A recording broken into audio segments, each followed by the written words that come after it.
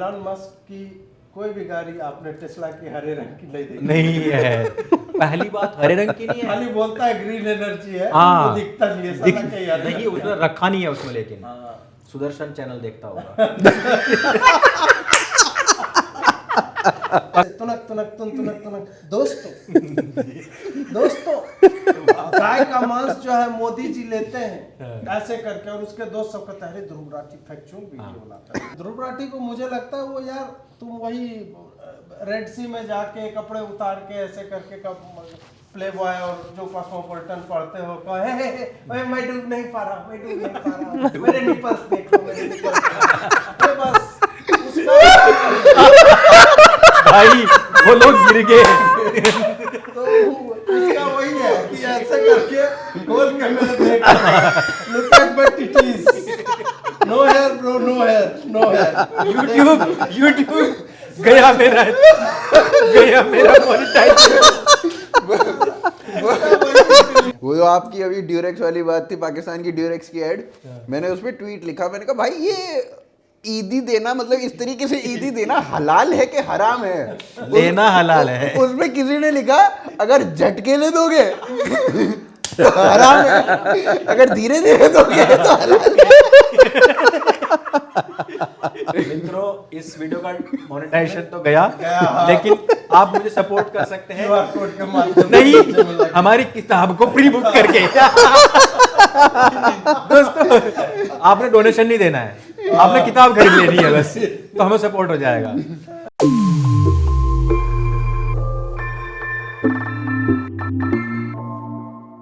दोस्तों मैं बता रहा हूँ जितने भी आप लोग जो भी, एक तो कास्ट प्राइड से हमें कोई समस्या नहीं है, सबको करना चाहिए। दूसरे कास्ट को हीन मत समझो यार, कोई कास्ट हीन नहीं है। और ये आपको 4-5 कटमुल्ले जो हैं जो डासना में बैठे हुए हैं वो आपकी जाति का हैंडल लेके आगे बढ़, इनके मोइन खान के साथ समलैंगिक संबंध है, समलैंगिक संबंध में है ये मोइन खान जैसों का। पता चले जुबैर के भी साथ हो सकता है वो, मतलब बाबर। तो जुबैर क्यों बिलबिला रहा है? जुबैर का उस कास्ट से क्या लेना देना, उसका क्यों? तो हो सकता है उसका जीजा हो या कुछ उस तरह का लेन देन का मामला तो हो। ये समलैंगिक संबंध में ट्रांसमीटर है कि रिसीवर है?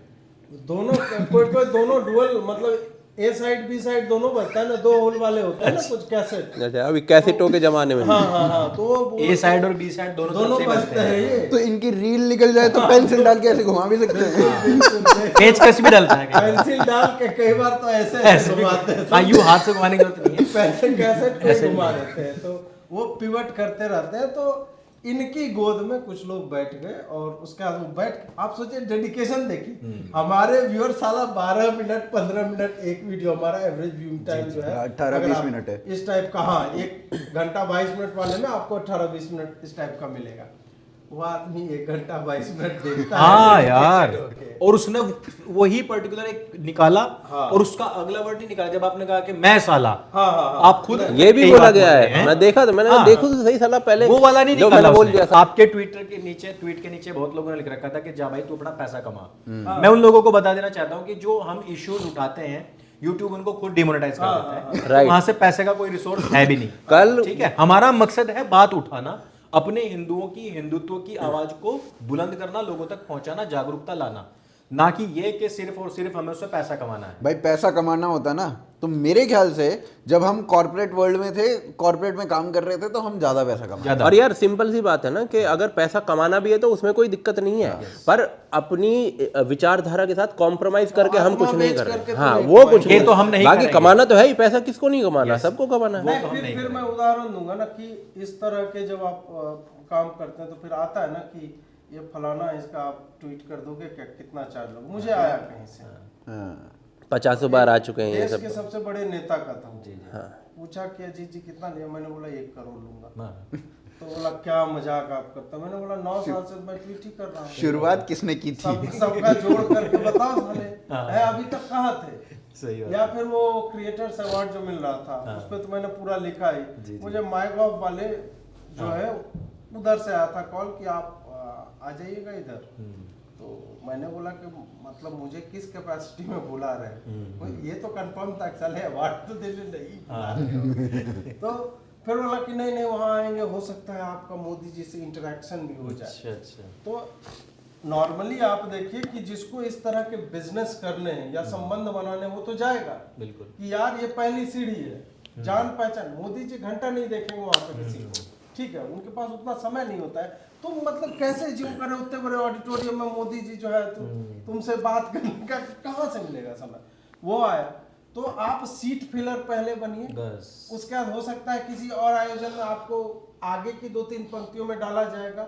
उसके बाद जो है हो सकता है आप किसी और नेता से मिलेंगे, बगल में आए, और फिर जो है आप धीरे धीरे ऐसे संबंध बनाते बनाते 1-2-4 सालों में जो उस स्तर पे पहुंचेंगे कि आप फिर दलाली करने लगे कि अरे मैं तो जानता हूँ अंकुर को, गर्वित को। वो मेरे कहने से वीडियो बना रहे हैं, वीडियो 15 लाख भेज देना बस हाँ, मुझे। बस आप- वो दलाली ही कर सकते हैं, उसके अलावा हम और कुछ नहीं सबके हो नाम सकता से है। बिलिंग होती है, हम सबके नाम से होती है, हम हाँ, सबके हमें साथ खाली नहीं पता हाँ, चलता बस, है। राइट। ये हमें जब बिलिंग हो राइट। जाती है तब पता चलता है कि ऐसा हो कि आपको मोदी बेचा जी जा 400 लाए वो ठीक है, लेकिन हमारे नाम से लोग जो बिचौलिए बैठे हुए बिल ना फाड़े। हाँ हाँ हाँ। इसके अब लिए आपके मुझे- कहने से मानने वाले नहीं है वो लोग, उनकी उनका तो काम ही ऐसे चल रहा है, उनके घर ऐसे चल अरे रहे हैं, उनकी यार, जो रोटियां ऐसे पैसे चल देता रही होगा हैं। कम से कम वो तो देख ले एक बार उनके वीडियो। उनके कहला यार वो तो खुद मना कर रहे हैं। इन सालों के घरों में चूल्हे हमारे नामों से चल रहे हैं। यहाँ से मुझे भी आया था, तो मैंने कहा कि इसमें पूरी कैटेगरी में नफरत फैलाने वाली कैटेगरी नहीं है, नहीं, हाँ, तो मैं तो उसमें डाल ही नहीं सकता अपना नाम। नहीं सकता, हाँ। तो उसमें हंसने लगे कि नहीं नहीं आप इस कैटेगरी में डाल दो। हम लोग तो सांप का भी जहर सप्लाई नहीं करते। हम लोग विष Sad ना। supplier भी नहीं है यार। वो भी नहीं हम करते हैं। हाँ। फिर बिहारी में हम गाली भी नहीं देते हैं, है ना? तो अगर हमें अवार्ड मिल जाता, तो मैंने कहा नफरत फैलाने वाली कैटेगरी है ही नहीं कहीं, हाँ, तो मैं तो उसमें उसमें जाऊंगा ही हम नहीं, settle नहीं नहीं तो मुझे मिल जाता। दूसरी बात ये है कि नहीं, हम बीफ खाते हैं, हाँ सही बात है। बीफ खाते हैं और ऐसे बाल में वो ऐसे ऐसे करके ना आयरन मार लेता है, हाँ, ऐसे सेक्सी टाइप का हो जाता है बाल। तो बाल तो मेरे लंबे थे लेकिन कर्ली टेल्स हो नहीं पाए मेरे, हो नहीं पाए उसके। इस कारण मुझे अवार्ड भी नहीं, अवार्ड मिल जाता नहीं तो। हाँ। वैसे मन से मैं बताता हूँ सच्ची बात कि हम खुद नहीं जाना चाहते यार, तुम अपना काम करो, हम अपनी जगह पर अपने काम कर रहे हैं। देखो क्या That's होता है इस टाइप के इवेंट्स में जाने का, अगर किसी को वो फायदा लेना है तो एक फायदा ये हो सकता है कि आपके 5-7 क्रिएटर्स से जान पहचान दोस्त हो बन गई, जाते हैं, That's यही it। होता है, इससे यही ज्यादा होता है। कुछ नहीं है। बस उसके अलावा और कुछ सोशलाइजिंग नहीं और है। नेटवर्किंग बस ही है। अगर किसी को वो इसलिए करना भी है तो ऐसे आयोजनों में इसलिए भी मैं नहीं जाता, या फिर आप दुनिया भर के लिट फेस्ट होते हैं ना, आते हैं कि भाई आ जाइए, तो आने जाने का तुम 4 दूनी 8,000 का टिकट दे दोगे, एक रात अगर रुकना है होटल में ठहरा दोगे, साले हम एक दिन में वीडियो बनाएंगे उससे ज्यादा कमा लेंगे। वही बात है। हमारा तो समय खराब होता है। दूसरा अपने लोगों के बीच में रह के एक संतुष्टि रहती है, हाँ। वहां जाओ और ये सब चीजें। लेकिन मोदी का जो विजन है इस चीज को लेकर के, मैं दूसरे पॉइंट पे आऊंगा, ये हमारा पर्सपेक्टिव है लेकिन एक मोदी का पर्सपेक्टिव है। वो जिस तरीके से, चाहे वो चुनाव में के दौरान पहले चाय पे चर्चा रही हो, फिर इन्होंने परीक्षा पे चर्चा की अभी है, गेमर्स के साथ कर उसके बाद आपका ये जो आपने बताया कि कंटेंट क्रिएटर्स के साथ में की है, अब गेमर्स के साथ कर रहे हैं, तो आपको लगता है कि 2024 ही नहीं, आगे तक की भी तैयारी चल रही है? बिल्कुल। हाँ नहीं, ये बहुत अच्छी चीज है। ये हमें बुला के जलील करना चाहते थे सीट फिलर के रूप में, तो वो हमारी समस्या है। लेकिन जो Narendra Modi as a political strategist इस बात पे काम कर रहे हैं, that is a very good idea कि आप यंग लोगों को ऑब्लाइज करोगे ना, वहां जो गए वो संभवतः आने वाले कुछ समय तक तो यार ठीक है 6 महीने के बाद तुम गरियाना चालू कर दोगे, लेकिन इमीडिएटली तो तुम वो नहीं कर पाओगे। थोड़ी लज्जा होनी चाहिए आदमी में, नहीं तो कहेगा तुम साले गए ही क्यों थे। तो एक तरह से वो सॉर्ट आउट किया है कि ये एक नया ग्रुप है जिसको हमें टारगेट करना है। गेमर्स का है तो गेमर्स जो है अपने अपने कम्युनिटी में लिखेंगे, जो कंप्लीटली हो सकता है। बहुत सारे तो पॉलिटिकली एकदम ही कट ऑफ रहते हैं। देखो इसमें मेरा आंकलन ये था, जब ये वो अवार्ड वाला फंक्शन हुआ था, उसके बाद क्या था ना, आप अगले 20 दिन तक लगातार देख रहे थे, बड़े बड़े जितने भी हैंडल्स थे, जितने भी इंस्टाग्राम पेजेस थे, सबने क्या किया था, यहाँ पे मोदी जी दिख रहे हैं, वहाँ पे मोदी जी दिख रहे हैं, हम मोदी जी के साथ गए, हम ये मोदी जी के साथ अवार्ड ले रहे हैं, हम विजिबिलिटी बढ़ गई। हाँ, तो इतनी विजिबिलिटी बढ़ी, और वो विजिबिलिटी चुनावों के आसपास बहुत इंपॉर्टेंट है, ठीक है। जितने बड़े बड़े पेजेस थे सबने डाला। अब आप कुछ भी करते हो, आप होर्डिंग लगवाते हो, उस होर्डिंग में बहुत पैसा भी लगता है, ठीक है, और उसके लिए बहुत सारी क्रिएटिविटी अलग अलग तरीके से चाहिए होती है। अब आपके इतने सारे क्रिएटर्स, इतने बड़े बड़े क्रिएटर्स अपने अलग अलग क्रिएटिविटी से आपकी चीजें डाल रहे हैं, आप वहां पे दिख रहे हो, तो कितनी विजिबिलिटी बढ़ी होगी। जो कांग्रेस ने साला तब से अब तक नहीं सोचा होगा कि ऐसा भी कुछ हो जाएगा, वो अचीव कर लिया केवल एक इवेंट से। आपने तब को साला बोल दिया, मतलब ओहो, तब बुरा मान जाएगा, व्याकरणाचार्य जो है बुरा मान जाएंगे। और इसकी क्लिप डाल देना काट के। तो 2 रुपए हम आपको भिजवा देंगे। एक बात और है कि ये नेशनल क्रिएटर्स अवार्ड शुरू हुआ जी जी, इसका मतलब है दूसरे बार भी मिलेगा। बिल्कुल बोल दिया उन्होंने। हर साल होगा। तो एक जनता जो है इस चक्कर में भी अब नेगेटिव हाँ, नहीं बोलेगी। हाँ, सही, अरे अगले बार ले, हम में से किसी को तो मिलना नहीं है। हमें तो पहले बताया, हमें तो ऑलरेडी 15-15 लाख रुपए मिल ही चुके हैं। हाँ, हम तो संतुष्ट हम तो संतुष्ट बैठे हैं, अवार्ड का ही क्या इतने करेंगे। सारे कैमरे लगे हैं। और क्या यार, ऊपर से इन्होंने आप बताइए इस पे। मेरा- आप आपका तो- संचालन करें कि मैं संचालन कर रहा हूँ। नहीं मैं उन पे जाने वाला था। भाई साहब जो कांड आपने इन्होंने पिछली बार पहले ही कर बोल दिया, दिया ये घर मेरा है। अब सब कुछ आप ही कर रहे हैं। मुझे मैं ना जब ये क्वेश्चन पूरा कर ही रहा था तो इन्होंने आंसर कर दिया, तो मैं सोच गया कि घर मेरा है तो मेरी चलेगी। ये आ गया भाव। हमने साला एबी का लोगो पहन रखा है सबने। हाँ। और क्या क्या करें अब? पॉडकास्ट सत्य सनातन का है। तो नाम नहीं, के मेरा लिए। सवाल आपसे थोड़ा अलग है, आप इसमें जोड़ लेना। एलन मस्क हिंदुस्तान आ रहा है। ओहो, इलॉन इलॉन कौन है वो? नहीं, मैं तो एलन ही बोलूंगा। क्या आदमी है यार। ए से एलन होता है, ई से इलॉन होता है। मैं तो एलन ही बोलूंगा। आप एलन मस्त नहीं बोले, यही काफी है। आपने मस्त बोल दिया। नहीं, आपको मस्क सुना है, मैंने मस्त ही बोला था अच्छा, क्योंकि आपके दिमाग में वो चल रहा था। ओहो। तू चीज बढ़िया मस्त बात। आजकल आप उसका नाम नहीं ले रहे, क्या बात है। नहीं, मेरा देखिए उनकी- चेंज हो गया है। अच्छा, जब से एनिमल देखी है, कश्मीर- एनिमल जब के से- बाद से हाँ। कश्मीर जाने की तैयारी तो नहीं है? नहीं नहीं, आपकी? कश्मीर तो ये जाएंगे। और वहां जहां मैं था वहां आप आ चुके हैं। अब हमने सोचा कि बड़े भाइयों की भी इज्जत रखनी चाहिए, तो हमने अपना छोटा हूँ भाई। क्रश ही चेंज कर लिया। चलिए। तो हाँ, हाँ, तो इन्होंने बोल दिया कि आज मैं कम बोलूंगा तो आप भूल ही गए। नहीं, मैं देख रहा था बार बार गर्म पानी पी रहे थे, तो इनका गला थोड़ा सा खराब। ये मुझे गाली भी देने वाले हैं कि आप बोला है वे तो उनको बोलने भी नहीं दे रहे। तो उन्होंने पहले आकर कहा था मेरा गला थोड़ा सा ऐसा ही है, तो मैं पहले आप कर दूंगा पहले। तो एलन मस्क जो है इंडिया आ रहा है, और हम देख रहे हैं कि जिस प्रकार से गाड़ियों में भी अभी गडकरी जी ने बोला है कि भैया हम एक नई रेवोल्यूशन लाने वाले हैं। अभी आपने तो एक वीडियो डाला हुआ था भाई, वो टायर में पंचर ही नहीं हो रहा है, ऊपर से अब जो है तेल खरीदारी बंद हो जाएगी। एलन मस्क हिंदुस्तान आ रहा है। इतना इस्लामोफोबिया। इतना इस्लामोफोबिया जो बाहर चल रहा है। अरे यार, एलन को सुनो, कभी उसके ट्वीट्स पढ़ो। और एक बात बता देता हूँ जी, इलॉन मस्क की कोई भी गाड़ी आपने टेस्ला की हरे रंग की नहीं देखी। नहीं है। पहली बात हरे रंग की नहीं है। खाली बोलता है ग्रीन एनर्जी है, हाँ, वो दिखता नहीं है, साला के यार। नहीं, उसने रखा नहीं है उसमें, लेकिन हाँ। सुदर्शन चैनल देखता होगा। पक्का सुरेश चौहान जी को एलन मस्क फॉलो करते हैं, तो इसी वजह से। और सबसे बड़ी बात क्या, मतलब वो वोक जो चले ना, वोकिज्म, लिबरलिज्म, और ये जो शरण देने वाला शरणार्थियों को लेकर के था, ये उसके सख्त खिलाफ है। इवन बॉर्डर पर जाकर के उसने उसका विरोध भी किया था। तो उस आइडियोलॉजी को लेकर के भी बहुत अच्छा है, और मुझे लगता है कि ट्रम्प के सिमिलर ही उसकी आइडियोलॉजी है। वो भी हिंदुस्तान आ रहा है, नई रिवोल्यूशन आने वाली है। और उधर ये मोदी जी जो है इस तरीके का जो नेक्स्ट जेन है अपनी, उसके साथ बैठ रहे हैं, उसके साथ सारा उनका टाइम स्पेंड हो रहा है। भाई 2024 तो मैं मानता हूं कि तो हो लिया, ये तो 29 की कुछ तैयारी चल रही है। यार देखो, ये सिंपल सी जो ये सारा क्रिएटर्स अवार्ड वाली बात हो रही थी, ये ना जिस मास्टर स्ट्रेटजिस्ट से इस समय भिड़ रहे हैं, मैं नरेंद्र मोदी की यहाँ पर बात कर रहा हूँ, इन सब का बाप है। आप देखो ना भाई, 2014 में जब कोई सोच नहीं सकता था कि सोशल मीडिया क्या कर सकता है, इन्होंने 2014 में किस प्रकार से प्रयोग किया था उसका। 2019 में बाकी लोग सोशल मीडिया पर पहुंचे थे, ये अपना माई गॉव लेकर पहुंच गए थे। एक टीवी पे चैनल चलता था, नरेंद्र मोदी चैनल, एक अचानक से कुकुरमुत्ते की तरह निकल के आ गए थे कुछ चैनल्स, जिनमें से एक ये नरेंद्र मोदी के नाम पे एक चैनल था जो कि बाद में केस चला उसका। फ्री टू एयर, उस टाइम पे राइट, नमो ऐप, नमो ऐप आ गई थी, एक वेब सीरीज आई थी नमो के ऊपर, एक फिल्म आई थी, एक फिल्म आई थी, हाँ। जो भी था, पर उससे ट्रैक्शन मिला था, विजिबिलिटी तो उससे बहुत मिली थी, न्यूज में बहुत था। तो भाई क्या है ना कि जो व्यक्ति दिन में 15 मिनट पॉलिटिक्स करता है, मैं राहुल गांधी की यहाँ पर बात कर रहा हूँ, 15 मिनट भी नहीं करता है, वो सीजन में एक बार आता है। Yes. अभी भी नहीं दिख रहा, चुनावी सीजन चल रहा है, इसमें भी नहीं दिख रहा है। वो अचानक से गाड़ी में बैठकर एक वीडियो बना देता है अपनी विजिबिलिटी दिखाने के लिए। नहीं, नरेंद्र जीवित हैं, हम मोदी, अभी जीवित हैं। नरेंद्र मोदी अभी जो हम है, उनको भाई आप ये लगा लो, परीक्षा पे चर्चा हो, चाहे ये मन की बात हो, और चाहे किसी भी तरीके से आप देख लो, ये जो नया क्रिएटर्स वाला है, उन्हें पता है क्रिएटर्स की शक्ति क्या है। भाई कितने क्रिएटर हैं पूरे देश में। परीक्षा में चर्चा है जो ये इतना इम्पोर्टेंट है।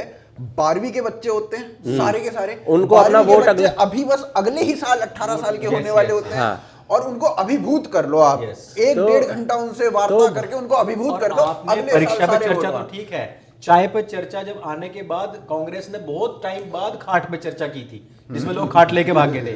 2011-12 में फेसबुक के ऊपर नरेंद्र मोदी का गुजरात मॉडल, आप देखो ना, पेड़ को काटा नहीं जाता है, बल्कि बड़ी बड़ी भाई कहीं और से भेज देते उसमें न्यूज आती थी करने के लिए कि नॉर्मल आप नल खोलो, उसमें से ऐसा पानी आता है जैसा मिनरल वाटर हो।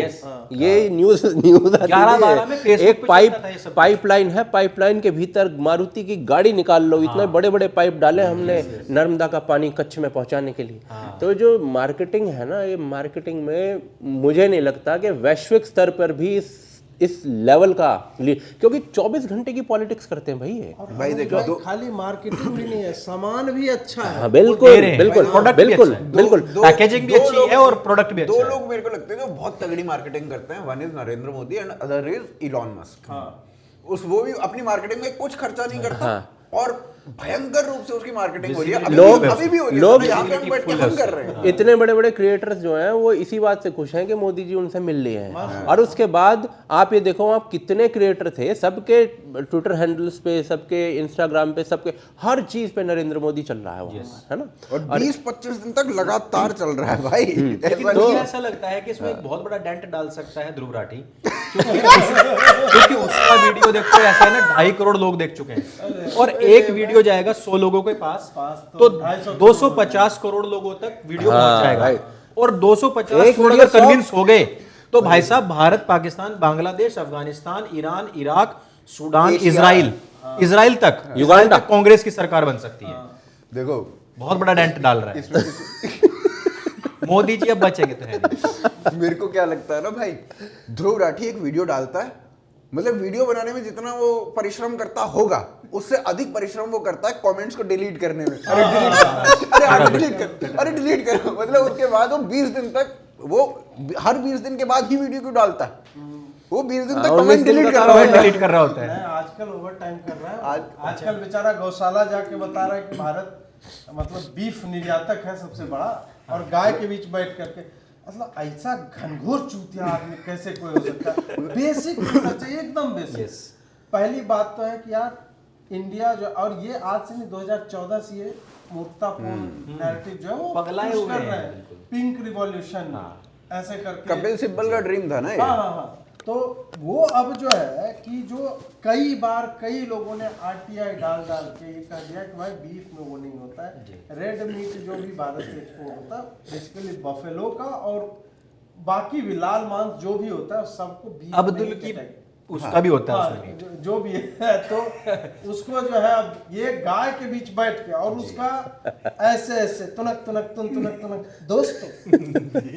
दोस्तों गाय का मांस जो है मोदी जी लेते हैं ऐसे करके, और उसके दोस्त सब कहते हैं ध्रुव राठी फैक्चुअल वीडियो बनाता है। अल कबीर तो हिंदू की है। बहुत वो तो देखो, मतलब इतना बड़ा बीफ। भाई क्या है कि आप एक गौशाला में या गाय के सामने खड़े होकर बीफ शब्द का प्रयोग कर रहे हो, तो मैसेजिंग आप वही दे रहे होते हैं कि गौवंश का मांस है, जबकि गौवंश का मांस बैन है। यस, और वो पहले इन्होंने नैरेटिव में बनाया ऐसा कि बीफ मतलब गाय का मांस, पहले ऐसा बनाया, फिर वहां जाके बोला। और देखो अंदर जो खबर लगाई उसमें बफेलो लिखा हुआ है। नहीं मेरे को क्या लगता है ना कि ध्रुव राठी क्या करता है, ध्रुव राठी रात में हिंदी वर्णमाला खाता है, सुबह उठ के उसकी वीडियो निकल जाती है।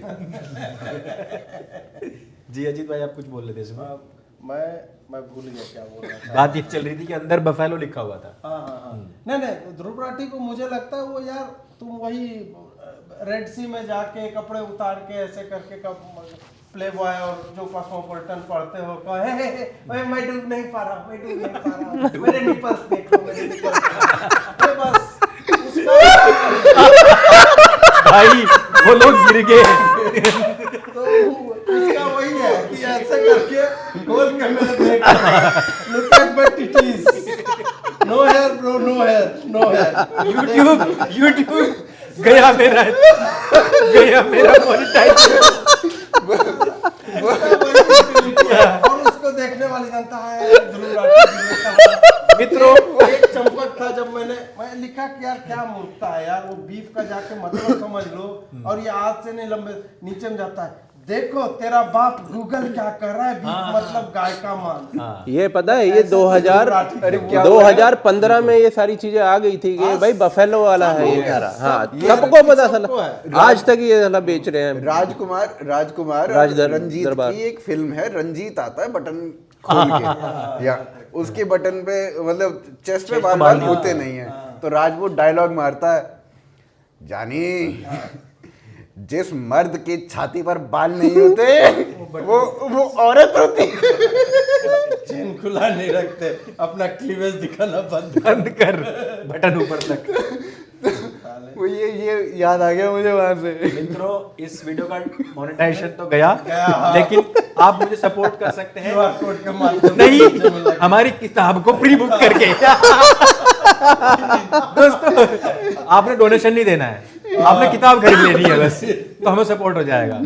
तो अभी एक झूठ नहीं है, जब से भारत आया है तब से आपने कहा सही बात अच्छा, है। जब से पैदा हुआ है मेरे को तो तब से लगता है नहीं, जब से भारत आया बहुत काम कर रहा है। नर्स आई नर्स भाई नहीं, हर जगह देखो जाके इसके पुराने जो ट्वीट्स वगैरह हैं वो आपको इस्लाम के ऊपर जो है ना, इन्हें बड़ी सुंदर बातें लिखी हैं। और मतलब आप ये लगा लो जो बातें हम करते हैं वो सेम बातें इसने की हुई हैं, पर बीच में से रास्ता मुड़ गया। क्योंकि क्या था ना कि एक समय बाद जब ये, क्योंकि इसका पॉलिटिकल सपोर्ट तो एक पर्टिकुलर पार्टी को रहा है हमेशा से, और उस पार्टी की पॉलिटिक्स सब जानते हैं। उस पार्टी का ये मेंबर रहा। ये हाँ, उसने बोला था खुला कि अब मैं पेड प्रमोशन भी करूंगा। परंतु जैसे ही ये पेट्रियन और ये सारे मामले शुरू हुए, वहां पर जिन लोगों ने इसको सपोर्ट किया उन लोगों के खिलाफ नहीं बोल सकता। और इसने इस चीज को नाम दिया मेरा अपग्रेडेशन हो गया है, मेरी इंफॉर्मेशन अपडेट हो गई है।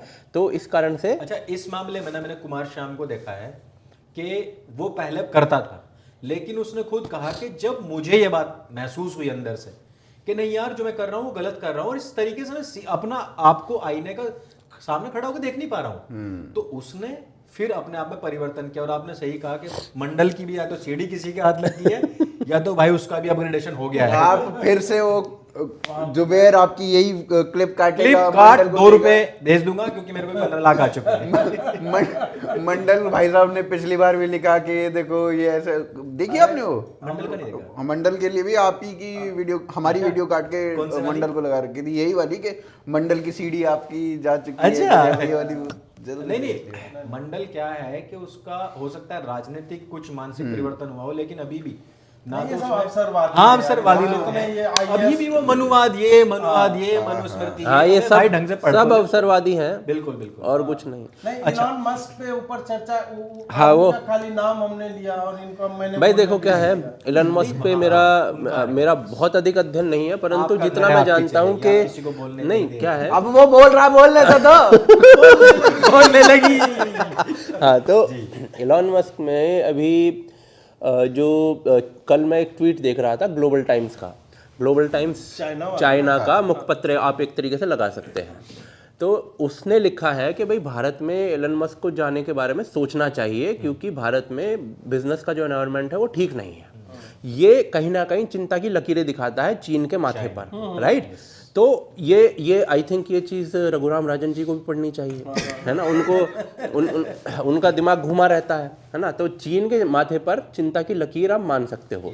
अब जितना मुझे पता है $5 बिलियन के आसपास का वो इन्वेस्टमेंट भारत में करने की बात कर रहा है। जैसे ही वो मे बी इस बार जब वो आ रहा है तो अनाउंस हो जाए, और ये काफ़ी दिनों बाद हुआ है, क्योंकि इलॉन मस्क जो है वो लंबे समय से घुसना चाहता है। हाँ, बट वो हार्ड नेगोशिएटर है वो बंदा भी, और गडकरी भी, दोनों बिल्कुल भी। जो इस समय भारत की सरकार है वो भी बहुत हार्ड नेगोशिएटर, और ये बात ट्रंप ने भी बोली थी कि बंदा जो है मोदी बहुत हार्ले डेविडसन का, हाँ राइट, हार्ले डेविडसन वाला मामला था। तो मैं वही कहना चाह रहा हूँ कि दोनों ने बहुत हार्ड नेगोशिएशंस की हैं, और उसके बाद ये चीज़ हो रही है। और मैं ऐसा मानता हूं कि जो एप्पल का प्रकरण रहा है भारत में आने के बाद, PLI स्कीम्स के बाद, करीब करीब विश्व के 14% एप्पल के फ़ोन जो हैं इस समय भारत में बनने लगे हैं। अगले 3 वर्षों में एप्पल कम से कम 5 लाख लोगों को भारत में रोजगार देने वाला है। और आप ये लगा लो कि चीन से ये सब कुछ भारत आया है। इसी प्रकार का प्रकरण मैं ये मानता हूं जिसमें टेस्ला भारत आकर अपना प्रोडक्शन चलेगा। अब इसमें क्या था ना, पहले क्या था कि टेस्ला और गडकरी के बारे में बहुत बातें होती थी कि आ रहा है आ रहा है आ रहा है। इसने बरखा दत्त के साथ बैठ के भी कहा था कि मैं तो इलॉन मस्क को बहुत ट्राई कर रहा हूँ आ जाए, पर अभी चल रही है बात, चल रही है बात। नॉर्म्स के ऊपर हाँ, टिकी हुई थी। ये बेसिकली ये कह रहा था कि मैं मैन्युफैक्चरिंग, मैं भारत में आना चाहता हूँ पर मैन्युफैक्चरिंग मैं चाइना में ही करना शुरू जारी इनका ये था रखूंगा। कि इंडिया में ही सब हाँ, कुछ। इंडिया में ये कह रहे हैं कि मैं मेड इन बताता इंडिया, हूँ, पहले आप बोलिए। वो कह रहा है कि नहीं भाई मेड इन इंडिया होना, गडकरी ने कहा मेड इन इंडिया होना चाहिए। पीएलआई स्कीम में बेसिकली कहते हैं कि जितने भी, अगर आपको भारत में बिजनेस करना है, बाहर की कंपनी हो, तो यहाँ पे मैन्युफैक्चर करो, यहाँ पे फिर बेचो, हमारी मार्केट आपको तभी मिलेगी जब आप यहाँ पे मैन्युफैक्चरिंग करोगे। तो ये वहाँ से पूरा मुद्दा शुरू होता है, फिर वो यहाँ पर आके, और इसमें 5 साल, मोटे मोटे 5 साल लग जाते हैं। तो यहाँ पे आके तब बात खत्म होती है। उसमें क्या क्या नेगोशिएशन हुई हैं वो तो हमें इवेंचुअली पता चलेगा, बट अभी तो इतना ही है। बाकी आप इसमें ऐड कर रहे हो। उसमें ये था ना कि मस्क बोल रहा था कि हमें पता नहीं कि इंडिया की मार्केट है कैसी जी, टीवी को लेकर। उसका बेसिक मॉडल जो है वो 28 लाख पे आता है, सबसे छोटा। ऊपर जाते जाते वो 50 लाख, फिर 75, 1 करोड़, इस टाइप का 2 करोड़ का भी ये भी है। उसने बोला कि लेट मी इंपोर्ट सम व्हीकल्स फर्स्ट, मुझे देखने दो कि भारत में खरीदने वाले हैं या नहीं, उसके बाद मैं मैन्युफैक्चरिंग के बारे में सोचूंगा, because it needs a lot of investment. जी। इंडिया वालों ने बोला कि नहीं, एप्पल भी यही ज्ञान हमको दे रहा था, कटिंग एज टेक्नोलॉजी आपकी है, ठीक है, हम आपके लिए अलग से हम रूल्स डिफाइन करेंगे, बट स्टिल मैन्युफैक्चर तो आपको करना ही पड़ेगा। और मैन्युफैक्चरिंग में भी 15% या ऐसे करके, मतलब मोबाइल में तो है कि आपको लेबर भी एक सर्टेन परसेंटेज यहीं का चाहिए, रॉ मटेरियल भी एक सर्टेन परसेंटेज यहीं का चाहिए। ऐसा नहीं कि आप मैन्युफैक्चरिंग की जगह पे असेंबलिंग यूनिट यहाँ पे लगा लो और सामान फिर चीन से ही मंगवा लो, वो नहीं। तो उसके कारण वो बैक एंड फोर्थ होता रहा।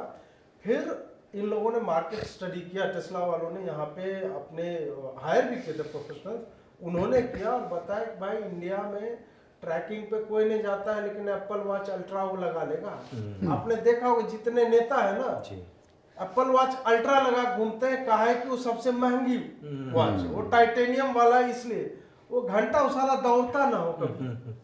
लेकिन वो मैंने नेताओं को साला बोल दिया, दुर्भाग्य। 2 रुपए बन गए जुबेर के। जोड़ते जा रहे 20 रुपए। आप जोड़ लो कितने, करीब 20 रुपए हो गए। तो ये 20 रुपए आप उसकी गुल्लक में गिरोगे, गुल्लक में डालकर बत्ती बना के करार जो होता है उसको परेड में। नहीं, अब तो इतना बड़ा हो गया हुआ है हाँ कि यार, उससे वो आवाज ऐसे ही निकलेगा। जाएगा। नहीं, यू फैक्ट हमारा तो अंदर चला तो भी चला जाएगा, जाएगा। डालना नहीं पड़ेगा, और चुंबक हो सकता है लगा रखा, अंदर ही जाएगा ब्लैक होल के। सही कह रहे हो। स्पीकर वाले चुंबक में होल हो सकता है, हाँ बिल्कुल। है ना? तो वो खैर जो भी है, तो ईवी का जो है ना, मुझे लगता है एक तो गडकरी जी थोड़ा हाइपरबोले का भी यूज करते हैं कि रिवॉल्यूशन ला दूंगा और डीजल का, वो नहीं होने वाला है। पूरी दुनिया से डीजल व्हीकल खत्म नहीं होगी, और भारत में तब तक नहीं होगी जब तक, या फिर आप ऐसे भी देखो ना, वो बोल रहे हैं ग्रीन हम करना चाह रहे हैं, इलेक्ट्रिक। तो भाई तुम्हारे इलेक्ट्रिसिटी का कितना परसेंटेज न्यूक्लियर पावर से आता है? सही बात है। कोल फायर्ड कोल है, थर्मल पावर 80%। स्टेशंस हैं, उससे आ रहा है, तो उससे तो कोई मतलब नहीं, फिर तो तुम अल्टीमेटली कोयला ही जला रहे हो। सही बात है। उधर जो है दोनों तो non renewable sources of energy, वो हो जाए। प्लस इंडिया के साथ एक और एडवांटेज है, इंडिया क्या करता है, लीप लेता है। जैसे आप देखिएगा कि 2G चला ठीक ठाक, फिर 3G आया, 3G उतना नहीं चला इंडिया में, 2G से सीधे 4G आता है इंडिया में। उसी तरह इन सब में भी आप देखोगे कि लॉजिस्टिकल इशू इंडिया में नहीं है। पेट्रोल पंप पे ना 5-5 पॉइंट लगा देंगे ये लोग, बस टू स्टार्ट विद। बीएस में भी ऐसे ही हुआ ना, हाँ। बीएस में भी सीएनजी तो एकदम यही हुआ ना, jump सीएनजी किया। हर और पेट्रोल मे पंप भी पे अगर जैसे अडानी अंबानी वगैरह हैं ये, तो फिर ऐसा होगा कि जिस दिन इन्होंने सोचा हफ्ते के अंदर सारा खड़ा कर देते हैं लोग। हाईवे जितना आप टेस्ला की अंबानी के साथ कल मीटिंग भी हुई है। हाँ, वो होगा ही कि इनका। और आप देखिए कि रिलायंस वालों के पेट्रोल पंप छोटे नहीं होते हैं, जितना Space खास काफी करके आपके पास। एक्सप्रेसवे हाईवे के आसपास जो बना है, तो ऐसा नहीं कि रिलायंस वाले पागल हैं कि इतना बड़ा प्लॉट लिया जिसमें 1000 व्हीकल जो है एक साथ पार्क हो सकता है। आप कभी गए हो मतलब लखनऊ वाले में, तो आपने देखा होगा हर जगह रिलायंस के पास में बहुत जगह है। वो छोड़ दो, आप हमारे मुजफ्फरनगर में देखो ना आप, हाँ। जो बनाया हुआ है ना उसके पीछे तक खाली जगह उन्होंने घेर रखी है। एग्जैक्टली घेर रखी है, यस, खरीद रखी, घेर रखी है। वो खरीद के ना बाउंड्री के रखी है।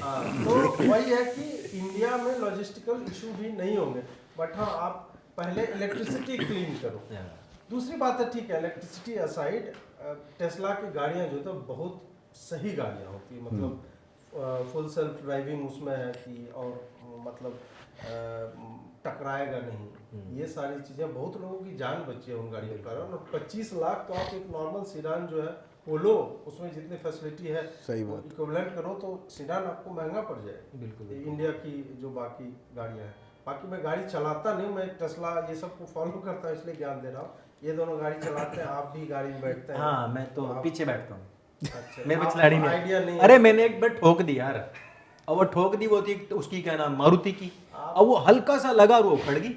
उसने 16,000 रुपए तुरंत ले ली, और वो जबकि जानता मेरे को, मैं गाड़ी से उतरा, आप तो अंकुर आ रही हो। मैंने कहा हाँ जी, मैं सोचा रिगार्ड करेगा। मैंने कहा कहाँ से लगी, कह रहा ये लगी। मैंने कहा मेरी गाड़ी में तो जरा सा भी खरोंच नहीं है। कहने लगे मेरी तो उखड़ गई। मैंने कहा क्या करूं, बोला 16,000 रुपए दे दो। मैंने कहा यार तू मुझे जानता है, इतना बड़ा फैन है, तू बता रहा है, मैं सारी वीडियो देखता हूँ, ये करता हूँ, कुछ तो छूट कर दे, क्योंकि इंश्योरेंस भी है तो इंश्योरेंस में क्लेम कर लियो, नहीं तो मेरा भी है। कह रहा नहीं मुझे तो कैश चाहिए। ऐसे तो मेरे फॉलोवर हैं। भाई साहब QR कोड नहीं दे रहा हूं, लेकिन बुक जरूर कर लेना भाई, 16,000 रुपए पूरे करने हैं। और स्ट्रेटेजिकल टाइम आउट हो गया यहाँ, तो मुझे थोड़ा सा कुछ बोलना है। वो ये बोलना है कि इन तीनों को, अडानी, अंबानी और अब तो एलन मस्क के बारे में इतनी अच्छी जानकारी है, और उन्होंने इस वाले पॉडकास्ट में उनका इतना पॉजिटिव प्रचार कर ही दिया है। तो अगर ये वीडियो उन तक पहुंचेगी तो आपको पता ही है, ट्रक भर के तो आएगा ही कम से कम पिछले दरवाजे से। तो दोस्तों अगर ऐसा कुछ होता है, अगर आप कहीं भी नोटिस करो अमीरी इनके पास रही सी, तो मुझे तुरंत बता देना, ताकि मैं अपना चेक लेने के लिए आ जाऊं। तो अभी मुझे अभी नोएडा मेरे घर पे, आप लोगों को पता है स्विमिंग पूल आप लोग तो तैर के आए हो। हम उधर से तैर के आए, फिर इधर आके हमने कपड़े चेंज किए। आपने मगरमच्छ पाल रखा है उसमें एक। हाँ, उसमें मगरमच्छ थे। अब एक हेलीपैड बनवाना, तो इसीलिए मैं पॉजिटिवली बोल रहा हूँ। हाँ, तो आप एक काम करना, ऊपर रखवा लेना। तो हम तो उधर से हेलीपैड के अंदर रखवाएंगे। नहीं, छत के ही। ऐसा ना हो ना, इनके पास तो आगे का ग्राउंड भी बहुत है, तो वहां उतरवाएं, फिर हम वहां से यहाँ तक आए। ना डायरेक्ट वही करेंगे, वहीं तो इसी ऊपर के से ऊपर करवा लेंगे, और एक लिफ्ट से ना, लिफ्ट से हम नीचे यहाँ आ जाएंगे।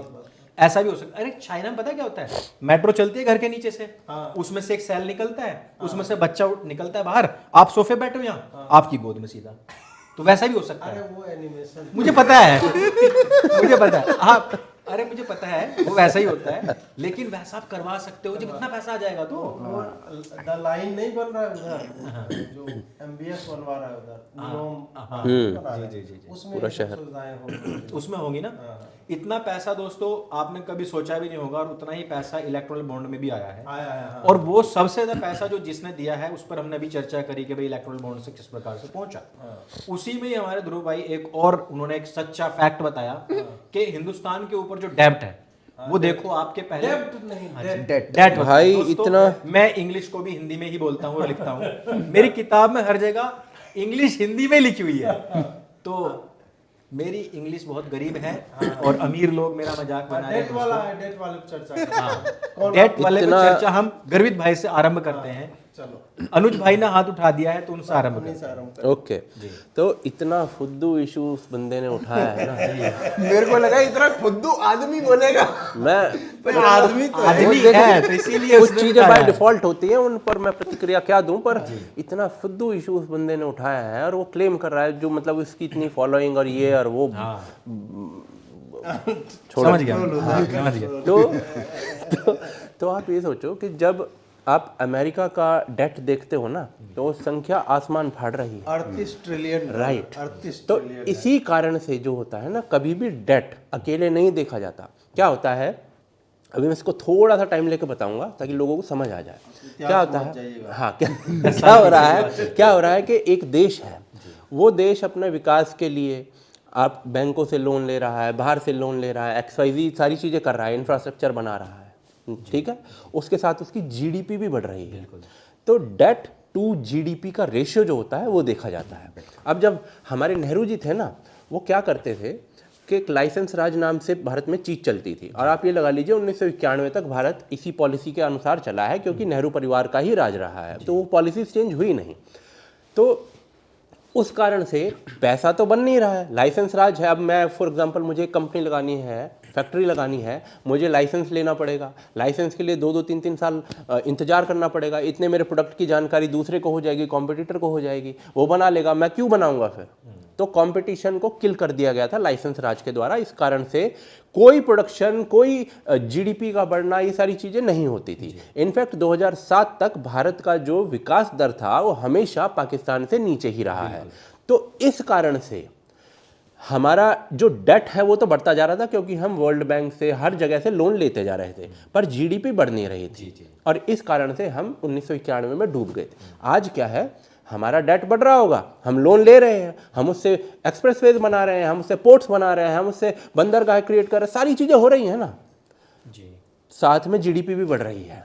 तीसरे नंबर के हम आई थिंक अगले 2-3 सालों के अंदर तीसरे नंबर को हम फांद जाएंगे। तो डेट भी बढ़ रहा है, जीडीपी भी बढ़ रही है, और ये रेशियो दोनों एक साथ चलते हैं। कभी भी आप यदि डेट को देखोगे ना अकेले और बढ़ता हुआ देखोगे, तो आप ऐसे ही भ्रम जो है वो लोगों के मस्तिष्क में क्रिएट चक्कर क्या है ना, जीडीपी आपका कभी भी विदाउट डेट लिए नहीं बढ़ सकता। आप डेट लोगे तभी आप, मतलब आपको जीडीपी बढ़ाने के लिए आपको बहुत सारे ये पुल बनाना है, ये करना है, वो करना है, उसके लिए पैसा तो चाहिए, और वो पैसा आप लोगे तभी वो लगाओगे, तभी उससे फिर आपको कमाओगे, फिर आपको एक मकान भी बनाना है तो भी आप बैंक से लोन लेते हो ना, तो आपका डेट हो गया भाई। सीधा सा इसमें एक एग्जांपल ले सकते हैं कि ध्रुव राठी कल को मेरे बच्चों को दिखाने के लिए एक वीडियो बना सकता है कि देखो तुम्हारे पिताजी के पास 2014 में 1 रुपए का भी कर्ज नहीं था, लेकिन आज उसके ऊपर 50 लाख रुपए का कर्ज है। वो नहीं कि वो उसमें ने इतना बड़ा एक मकान लिया है या गाड़ी ली है या कुछ लिया है भाई, वो नहीं कि उसकी वैल्यूएशन कितनी बढ़ चुकी मेरे मकान की। इतना लल्ला आदमी है ना कि 50 करोड़ का उसके 50 लाख का उसके ऊपर कर्ज हो चुका है। फुद्दू बोला था ना, हाँ, मुझे तो लगता है लल की जगह लुल में जो मात्रा लगाई ना आपने वो गलत तो ये डेट टू जीडीपी रेशो वाला पॉइंट एक तो बहुत अच्छा है, और दूसरी बात यहाँ पे ये है कि वो भारत का जो डेट टू जीडीपी रेशो है ना, वो मतलब बहुत अच्छी जगह पे स्टेबल है अभी। अगर आप बाकी के जितने भी बड़े बड़े देशों को देख लो, वो भारत से बहुत पीछे हैं, बहुत पीछे। और भारत का इस समय विकास दर क्या चल रहा है? वो नहीं बताएगा। 8.5% पार कर गया। कहा कि दोनों वो जो ही बोलेगा, लेकिन यार लोग तो यार मतलब गरीबी में है। रघुराम राजन ने जो कहा है वही चीज मैं वही कहने वाला था कि रघुराम राजन ने जो चीज रह गई उससे, तो अब ये दूसरा नैरेटिव लेके आ गया है, और आपने कहा कि दोनों चीज पैरेलल चलती है, तो एक दोनों चीज चीज- दो, तो बस एक दिखाओ, दोनों चीज एक ही चीज दिखाओ बस। नहीं, उसमें थोड़ा सा और जो एक तो डेट टू जीडीपी रेशियो हो गया कि दोनों चीजें बढ़ रही कि आप पैसा लेकर के कर क्या रहे। Yes, right. ये महान अर्थशास्त्री और नेहरू ने मतलब चुतियापा उसने किया, और ग्रोथ रेट का नाम क्या दिया पता है? Hindu rate of growth. ये करके वो चला रहा था। ये लोग वामपंथियों का और उनके चाटुकारों का यही होता है ना, सेक्सी सा एक नाम सोच करके दे देंगे कि हाँ भाई ये हो गया भाई। नेहरू हिंदू की rate of growth नेहरू है। की अब स्पीच उसमें सब थी, छुप जाएगा, सब छुप जाएगा उसमें। नेहरू की एक स्पीच थी जिसमें नेहरू कह रहा था कि भारतीयों को काम करने भारत जो है वो ग्रो नहीं कर रहा है, हमारी जीडीपी ग्रो नहीं कर रही है, आप लोग जो है वो लेजी हो, आलसी हो, आप लोगों लोग नहीं, भारतीय कौम जो है वो साला आलसी है। और पैरेलली उसने क्या कहा कि यूरोप में, अमेरिका में, ये जापान में लोग इतनी तरक्की इसलिए कर रहे हैं क्योंकि मेहनत करने की आदत है। वो परिश्रम तो करते ही हैं, लेकिन साथ में वो अपना मेंटल उसको भी यूज करते हैं, दिमाग को भी अप्लाई करते हैं, लेकिन आप लोग कुछ कर ही नहीं पा रहे हो। मतलब बेसिकली नेहरू जी इतना करके केवल एक अंक का इस्तेमाल करते थे, मतलब बहुत एफिशिएंट। फोटो लगा देना भाई, कौन से का इस्तेमाल करने जाते थे वो। दिमाग का दिमाग का तो वही डेट, और उस पे मैं बोल रहा हूँ कि कर्जे सब लेते हैं। अब एक कर्जा है, मैं सिंपल घर का ही उदाहरण दूंगा कि हमारे घर में मान लीजिए किसी घर में बहन की शादी हुई, बच्चे का एजुकेशन हुआ या जो भी है, अब उसका कर्जा किसी के बाप पे है, तो वो कर्जा लेगा, दूसरे से दोबारा वो कर्जा लेगा, पहला कर्जा चुकाने के लिए वो पट गया कर्जा, तो उससे कुछ एक्चुअली क्रिएट नहीं है। बिल्कुल ठीक है, तो वो कर्जा बैड डेट बोला जाए। हाँ। कि आप एसेट्स क्रिएट नहीं कर रहे, Right. लायबिलिटी को समाप्त कर रहे हैं आपके ऊपर। भारत के भी संदर्भ में यही है कि पहले ये सब क्या करते थे, जो ऑक्सफोर्ड वाले ब्लू पगड़ी वाले, history will be kinder to me, हाथ यहाँ डालो, यहाँ पॉकेट में यहाँ हाँ, डालो। ये ऑक्सफोर्ड के, हार्वर्ड के ये जो इकोनॉमिस्ट हैं, ये सब इस तरह का, इन्होंने क्या किया, अरे रिसेशन आ रहा है लेमन ब्रदर्स के कारण, पैसा खूब छापो, बांट दो, इधर से पैसा लिया बांट दो। Easy way out. मार्केट में लिक्विडिटी बनी रहे, शब्द देखिए लिक्विडिटी मतलब तरलता बनी रहेगी। ये सब शब्द जो होते हैं ना इकोनॉमिक्स के, मतलब ये चूतिया बनाने के लिए खाली होते हैं कि मार्केट में लिक्विडिटी जो है बनी रहे। उस चक्कर में 2016 तक उसका इम्पैक्ट जो है भारत ने झेला। 12% इन्फ्लेशन थी। हाँ, 12.5%। और फिर जब मोदी आता है तो भाई ले रहे ना, हम जापान के सॉफ्ट बैंक से और ये सब से कर्जा लेकर के हम बना क्या रहे, हमने मेट्रो बनाए। उससे क्या होता है, मेट्रो बनाने से एक साथ मल्टीपल, जो भी मेट्रो या एक्सप्रेस में कुछ भी मिट्टी लगेगा, उसके लिए सीमेंट लगेगा, छड़ लगेगा, पिच लगेगा, गिट्टी लगेगा, बालू लगेगा, इतना चीजें हो गए। और उसमें हमने लगाया टोल, मैन फोर्स लगेगा। टोल मैन फोर्स, उसके बाद फिर आप मेट्रो में चले जाओ, मेट्रो में पटरी बिछेगी, इलेक्ट्रिफिकेशन होगा, फिर कितना रोजगार जनरेट होगा। फिर क्या होगा कि ये जो डेट आपने 100 रुपये का लिया तो एक दिन तो पट जाएगा ना वो, लेकिन वो इंफ्रास्ट्रक्चर वहीं रखा हुआ है। बिल्कुल। तो आपका डेट ऑलरेडी ब्याज के साथ आपने निपटा दिया। और उसके बाद जो आपने एक्सप्रेसवे बनाए हैं, गाड़ियां चलेंगी, जो पहले जाम लगता था जिसके कारण आलू मान लीजिए कि बिहार से चला, क्या बिहार से तो कुछ भी नहीं चलता है दोस्तों, मखाना चलता है। मखाना तो हवा में उड़ जाए इतना हल्का होता है, तो वहां से कुछ नहीं चलता है। मैं नीतीश जी और लालू जी को नमन कर रहा हूँ बहुत ही। उससे कहीं मान लीजिए पंजाब से गेहूं चला या सब्जी चली हिमाचल से, आते आते रास्ते में सड़ रही है क्योंकि जाम लगा है। तो जो आलू 1 रुपया किलो आप तक पहुंचना था वो 2 रुपये किलो के पहुंचेगी। इन्फ्लेशन जो है बढ़ेगा। एक्सप्रेसवे बनाया आपने, तुरंत वो पहुंची। बिल्कुल। तो इन्फ्लेशन हमेशा मतलब सड़क बनने से कैसे महंगाई चेक में रहती है। ये तो एक उदाहरण। आपके बच्चे जो बाहर जाते थे पढ़ने के लिए, एमबीबीएस की डिग्री के लिए, डबल कर दी सीट मोदी ने। उसके सीट कैसे डबल हुई, बोला कि नहीं अनुज भाई खिसको इसी पे हम भी बैठ जाए। ऐसे नहीं भाई, नया सीट बना, नए कॉलेज बने। ध्रुवराज ये भी आपको बता देगा, क्योंकि वो तो केजरीवाल स्कूल ऑफ इकोनॉमिक्स से आता है ना, कि टॉयलेट के कमरों को भी कक्षा में गिन लो, और मॉर्निंग और इवनिंग क्लास हो रही है तो वो दो अलग-अलग स्कूल, अलग-अलग स्कूल हो गया, डबल कर लो, उसका गुना 2 कर लो। उसका शिक्षा मंत्री भी आबकारी मंत्री था। हाँ, इसलिए पी के करता है वो सारे काम, पी के ही करते हैं वो सारे तो वही है कि आपने एक तो बाहर जो पैसा आपके देश का जाता उसको रोका, इंफ्रास्ट्रक्चर क्रिएट किया, फिर जॉब्स क्रिएट होंगे ना, डॉक्टर बनेंगे। ये सारी मित्रों ये होता है कर्जा। कर्जा लेकर के कर्जे का कर क्या रहे, क्या वो अगस्टा वेस्टलैंड में जा रहा है और क्या वो टाटा ट्रक स्कैम में जा रहा है। और क्या है ना कि जब आप इंफ्रास्ट्रक्चर डेवलप कर रहे हो ना, उससे सिर्फ ये नहीं है कि सिर्फ ये बिकॉज इंफ्रास्ट्रक्चर आप बना रहे हो, दिल्ली से मुंबई तक कॉरिडोर भी बनते हैं, इंडस्ट्रियल कॉरिडोर बनते हैं 50 जगह। और ये देखो ना, देखो एक तो आपका एक्सप्रेसवेज तो हो ही गए, बट इसके अलावा एक बहुत बड़ा प्रोजेक्ट कॉरिडोर और इंडस्ट्रियल रेलवे लाइन अलग से डेडिकेटेड फ्राइट कॉरिडोर जो बन रहे हैं, उनमें आप ये देखिए ना कि आप मालगाड़ियां जो होती हैं वो कई कई घंटे खड़ी रहती हैं पैसेंजर ट्रेन के लिए, घंटे नहीं, दिन। तो पैसेंजर ट्रेन को डेडिकेटेड जेवर का एयरपोर्ट, आप वहां से आप सामान का ही हो रहा है। कोई बिजनेस 70 एयरपोर्ट से 144 एयरपोर्ट बना दिए, और ये इन सालों को पता ही नहीं है ये चीज। बात कर रहे हो यूनिवर्सिटीज और कॉलेज, जहाज एक बार में खरीदा जा रहा है, उसको चलाएगा ना कोई, रिमोट से उड़ेगा वो। मैं वही कह रहा हूँ, इन सालों के साथ बैठेंगे मित्रों, उड़ा दो, टेक ऑफ। बस एक अब्दुल के साथ बैठेंगे, उड़ा दो। मैं वही कह रहा हूँ, एक टर्म उठा ली, डेट बढ़ गया। अबे हाँ समझ गए भाई, वो भी समझ गए, हम भी वो भी समझ गए। मैं दिमाग की दही हले ऐसे करते हैं ना, मैं फिर इन चीजों पे हम डिस्कशन करते रहते हैं। शब्दों के साथ खेलना इन लोगों का एक नैरेटिव का युद्ध लड़ने की एक तरीका है। आपकी लिक्विडिटी और आपके मैन फोर्स से मुझे याद आया, ड्यूरेक्स का एड चल रहा है भाई रमजान के दौरान। पाकिस्तान में चल रहा है, इसलिए ना खेल खेल में पैदा हो गए, खेल खेल में पैदा हो गए। खेल खेल में पैदा हो गए। किसी ने सोचा नहीं कि बेटा चाहिए, लाठी चाहिए, क्या होगा, कुछ पैदा हो गया, फिर वो निपल दिखाएगा। मैं साला लाठी सोचा पैदा हो जाता है फिर। साला जीतने वाला स्पर्म ऐसा था तो हारने वाला क्या रहा होगा। यस, ये बड़ी बात कह दी है भाई, काफी बड़ी बात कही है इन्होंने। बहुत बड़ी बात कह दी आपने। मिलियंस में से जीता था वो, और जो सबसे पीछे रहा होगा वो तो कैसा होगा भाई, आपने वो निकली कटुआ बन के निकलता है। और इसका परिणाम ये निकला कि पिछली बार तो गौरव वल्लभ और इस बार रोहन गुप्ता कांग्रेस छोड़कर भाजपा में चले गए।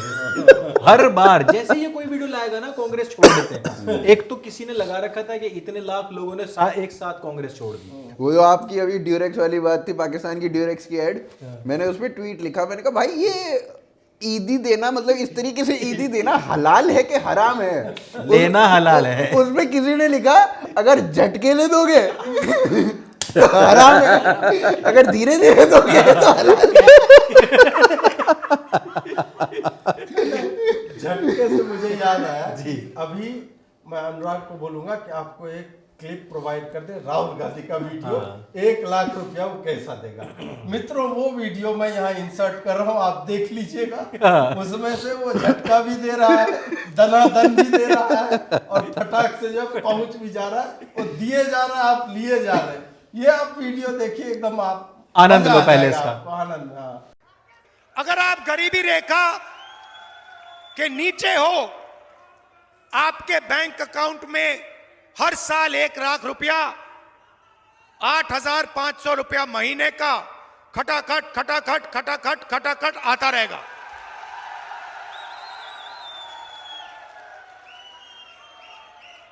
और एक झटके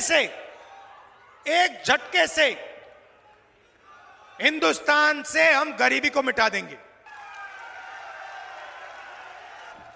मजे की बात सुनिए, और उस दिन तक डालेगी जिस दिन तक आप गरीबी रेखा से निकल जाओगे। इसके बाद ही वो लिक्विडिटी वाला मेरा सवाल था कि भाई नोट छापो, लिक्विडिटी बढ़ा दो। वही चीज कि उन्होंने कहा कि हम तो 1-1 लाख रुपए दे देंगे, तो जितने भी गरीब हैं हम सबको अमीर कर देंगे।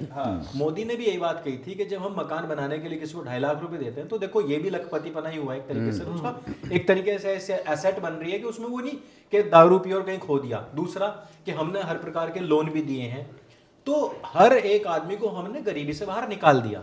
राहुल गांधी जी का अपना तरीका है कि वो 1-1 लाख रुपए देंगे, हालांकि उनके 72,000 के चक्कर में भी पिछली बार कोई नहीं आया था। अब होगा न्याय। हाँ, अब होगा न्याय, वही न्याय अब की बार ले आए, और इनके साथ बेचारों के हर बार अन्याय हो जाता है। नहीं, उन्होंने अब होगा वो हटा दिया, उससे अब खाली न्याय होगा। न्याय होगा, अब हम न्याय मतलब नहीं करेंगे। आप बेसिकली मान रहे हो कि आपका परिवार जो इतने सालों तक राज करके गया वो अन्याय करता था, अन्याय कर रहा था, यही बात हो और गई। अब जाके न्याय होगा। तो 1-1 लाख रुपए अगर इन्होंने बांट भी दिए, मान लेते हैं, तो आपने देखा करण थापर वाला वीडियो, करण थापर ने जो ली है, अरे भाई, और मुझे उम्मीद नहीं थी। नहीं उम्मीद, वो तो देखो कभी कभी जमीर जाग जाता है चूतियों का भी। हाँ, नहीं गर्वित भाई, सर आरंभ करते हुए मैं ऐसे चलूंगा। गर्वित भाई उसमें हुआ क्या लेकिन?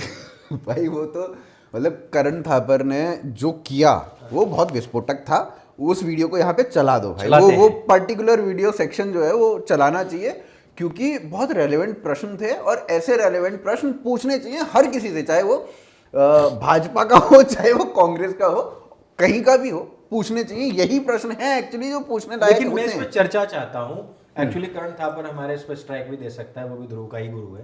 तो मैं चाहता हूँ कि अगर वो वीडियो नहीं भी चला पा रहे हैं तो इस पर हम डिस्कस करें। तो उनसे बेसिकली पूछा गया कि आप ये पैसा लाएंगे कहाँ से, मतलब इतना पैसा जो है वो आएगा कहाँ से? वो कह रहे हम सोचेंगे। कह रहे आप सोचोगे, मतलब आपने जब मैनिफेस्टो बनाया तो सोचा होगा ना कि कहाँ से आएगा। आप जो किसान जो ये कह रहे हैं कि मतलब 23 क्रॉप्स हैं, उन 23 क्रॉप्स के ऊपर हम एमएसपी चाहते हैं, हाँ, तो वो 23 क्रॉप्स पे आप एमएसपी देने की बात कर रहे हो। कह रहे हम क्या कर रहे हैं? कहते तो लिख तो रखा है आपने। तो कह रहे अच्छा लिख रखा लिख रखा है। तो वो तो हम ये सोचेंगे ना कि 23 पे देना है कि 10 पे देना है कि 8 पे देना है कि 6 पे देना है। तो वो कह रहा अरे बस बात तो 23 की हो रही है।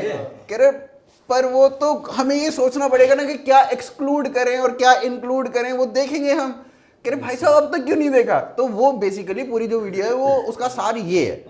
तो पर यहाँ पे बात वही है ना कि चुनाव आ रहा है, अब चुनाव में आपको कुछ तो देना पड़ेगा ना। आप कोई मुद्दा नहीं उठा पा रहे कि भाई महंगाई हो रही है, महंगाई अगर हो रही है तो इन्फ्लेशन रेट देख लो, ठीक है। आप ये नहीं कह पा रहे कि भ्रष्टाचार हो रहा है। आपने भ्रष्टाचार का एग्जाम्पल क्या दिया, इलेक्टोरल बॉन्ड, जिसपे साले खुद हंस रहे हो। सोचो कि अजीत भाई का वीडियो देखा हुआ मैंने 1.5 मिनट का, यार इतने लोगों ने शेयर कर रखा है वो वाला हाँ, इनके शॉट तो अलग लेवल पे शेयर होते हैं भाई। 12,769 करोड़ टोटल इलेक्टोरल टोटल है, जिसका विरोध कांग्रेस 2019 से कर रही थी, और उसी 2019 से 24 तक अभी तक 1422 करोड़ जो है इन्होंने भुना है। बिल्कुल। और एक घोटाला इनका था 1,86,000 करोड़ का, एक था 1,76,000 करोड़ का। केवल 2 घोटाला किया, तो इन्होंने हर साल एक टाइप से मेजर घोटाले इन्होंने किए हैं। कॉमनवेल्थ लेकिन कितना हो गया ये? नहीं मेरे तो 3500 करोड़ बोल रहा हूँ यार, मेरे तो दिमाग खराब हो गया सुन के भी। तो 3,50,000 करोड़ के आसपास 70,000 करोड़ कॉमनवेल्थ में भी गया। हाँ, वो सब 70,000 तो हम इसलिए मैंने इंक्लूड नहीं किया क्योंकि वो लाख में नहीं आया यार, वो तो हम लाख करोड़ वाले स्टार्टर है। हाँ, तो वही। लेकिन ध्रुव राठी के लिए वो जो सतीश रे जो है ना, वो बनाता है बढ़िया ध्रुव तारा ऐसे करके, तो वही 12,769 करोड़ जो वो है देश का सबसे बड़ा घोटाला दोस्तों, जिसमें कांग्रेस ने भी लिया है, आम आदमी पार्टी ने भी लिया है। बाल ऐसे कर लो ताकि लगे कि ये तो ध्रुव राठी जी उठते हैं और यूं वीडियो बना देते हैं, ऐसे सोच रहे थे, और कैमरा लेके बैठा ध्रुव राठी जी बोलेंगे कुछ, उनको आ रही है कुछ, मतलब मुंह में लगाए कि कहाँ पे लगाए साला कैमरा, अच्छा मुंह पे ही लगा दो, ऐसे मैं कर लेता हूँ, सेक्सी लगूंगा, कूल लगेगा, ऐसा बोल दिया। चूतिया जनता तो है ही उसके बाद कि वो ध्रुव राठी जी क्या बात बोल दिया आपने। 100 आदमी को शेयर कर इलेक्टोरल बॉन्ड, हाँ 250 करोड़ लोगों तक वीडियो पहुंच जाती पहुंचना है, चाहिए भाई। तो इजराइल तक सरकार कांग्रेस यार क्या बमबारी करेगी।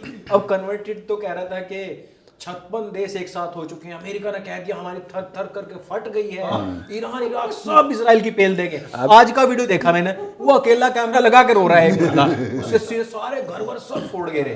हाँ भाई, इनसे कांग्रेस वगैरह से विपक्ष से अधिक राजनीति या फिर मेहनत तो ये दोनों कर रहे हैं, जुबैरी और ये। भाई उसको देखा है, इसके गुरु को, क्या नाम है उसका? प्रतीक सिन्हा। अरे प्रतीक सिन्हा नहीं, और अरे रवीश कुमार। अच्छा, भाई डेली के 2 वीडियो पूरा लगा पड़ा है। उसका बस करने दो, बुरा लगा है बेचारे को। नहीं ना, उसका बस चले तो जहाँ सोता है ना, तो अगर आप प्रोडक्ट बेस्ड वीडियो बनाते हैं जैसे अनबॉक्सिंग का, टॉप से कैमरा लगाते हैं सब। रवीश का यही रहेगा, ऐसे सो करके चश्मा पहन के एक कैमरा साला ऊपर छत से, कि सोते सोते भी ख्याल आ गया, मैं बोल ही देता हूँ। एक उसका देखे वो कॉमेडियन बनने की जो बेकार कोशिश कर रहा है बेचारा, कुर्सी पे जो उल्टा बैठता है, कुछ बन नहीं पा रहा है उसमें। मतलब मुझे बहुत दया आई, मुझे बहुत सहानुभूति और दया हुई कि यार कटाक्ष वैसे ऐसा नहीं है कि रवीश खराब लिखता है, लेकिन उसमें तो यार बहुत ही बुरा। कटाक्ष तो बहुत बढ़िया लिखता है, पर वो अभी पागल हो गया पड़ाव पे आके और इस तरीके हाँ, नहीं, छोड़ दिया मैंने, मैं वही कह रहा हूँ कि भाषा का उत्तम प्रयोग किया है उसने अपने जीवन में, पर अभी अब खत्म हो गया, बहुत भयंकर बेचारे। आम वाला कटाक्ष जो था वो बहुत भयंकर था, मेरे को देख के बहुत मजा आया। वो अभी पता नहीं क्या कर रहा है, अब कटहल ले रहे हैं वो भी बिना छीले, ऑब्वियसली जैक फ्रूट। हाँ जी जी, थोड़े गंभीर मुद्दों की तरफ चलते हो हैं। गया वो। तो अभी जो मैटर चल रहा था, मैंने आपसे अभी इस बारे में चर्चा करी थी, जो कच्चा थी वो की हम बात कर रहे थे, वहां से तो मैं सांसद होने वाला हूँ।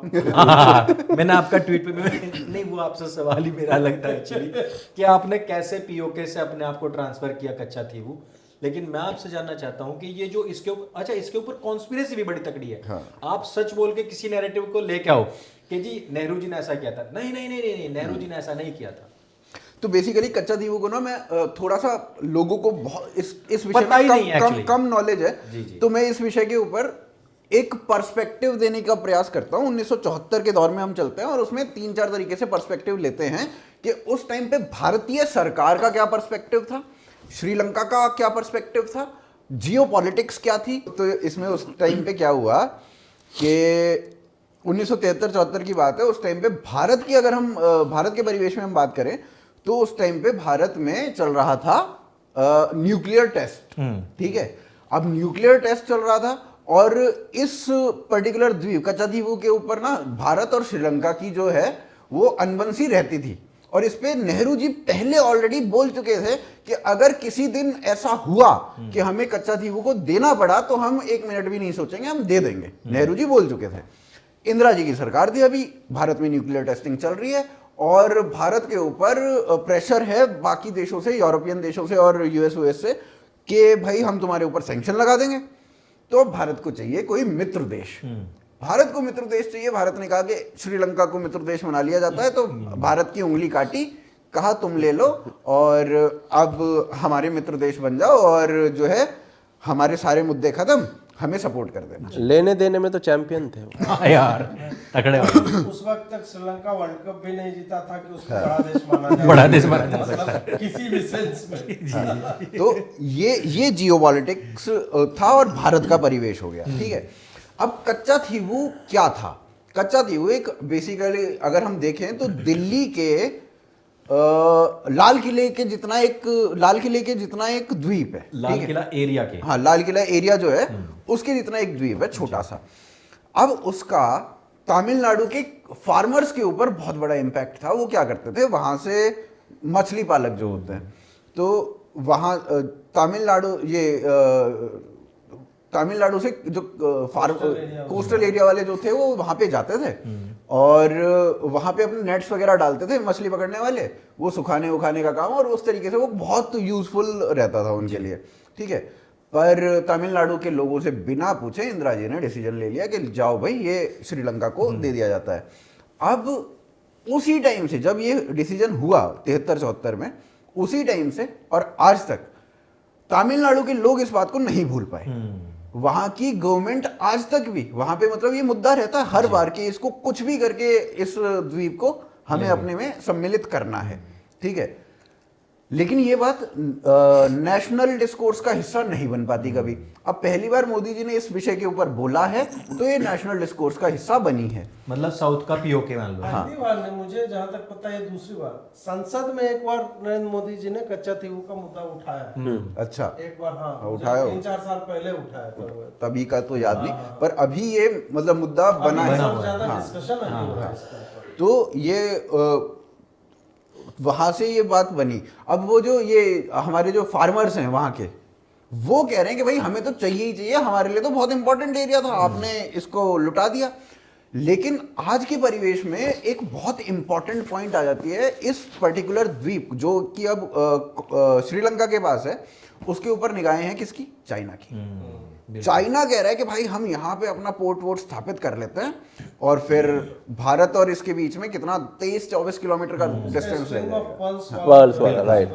हाँ, तो अब वो श्रीलंका जो है वैसे भी डेट के अंडर है चाइना से, और चाइना इस पर्टिकुलर द्वीप को बहुत भयंकर तरीके से कैप्चर करने का सोच रहा है। तो यहां से भारत की जो परेशानियां हैं वो बहुत बड़े लेवल पे बढ़ जाती हैं।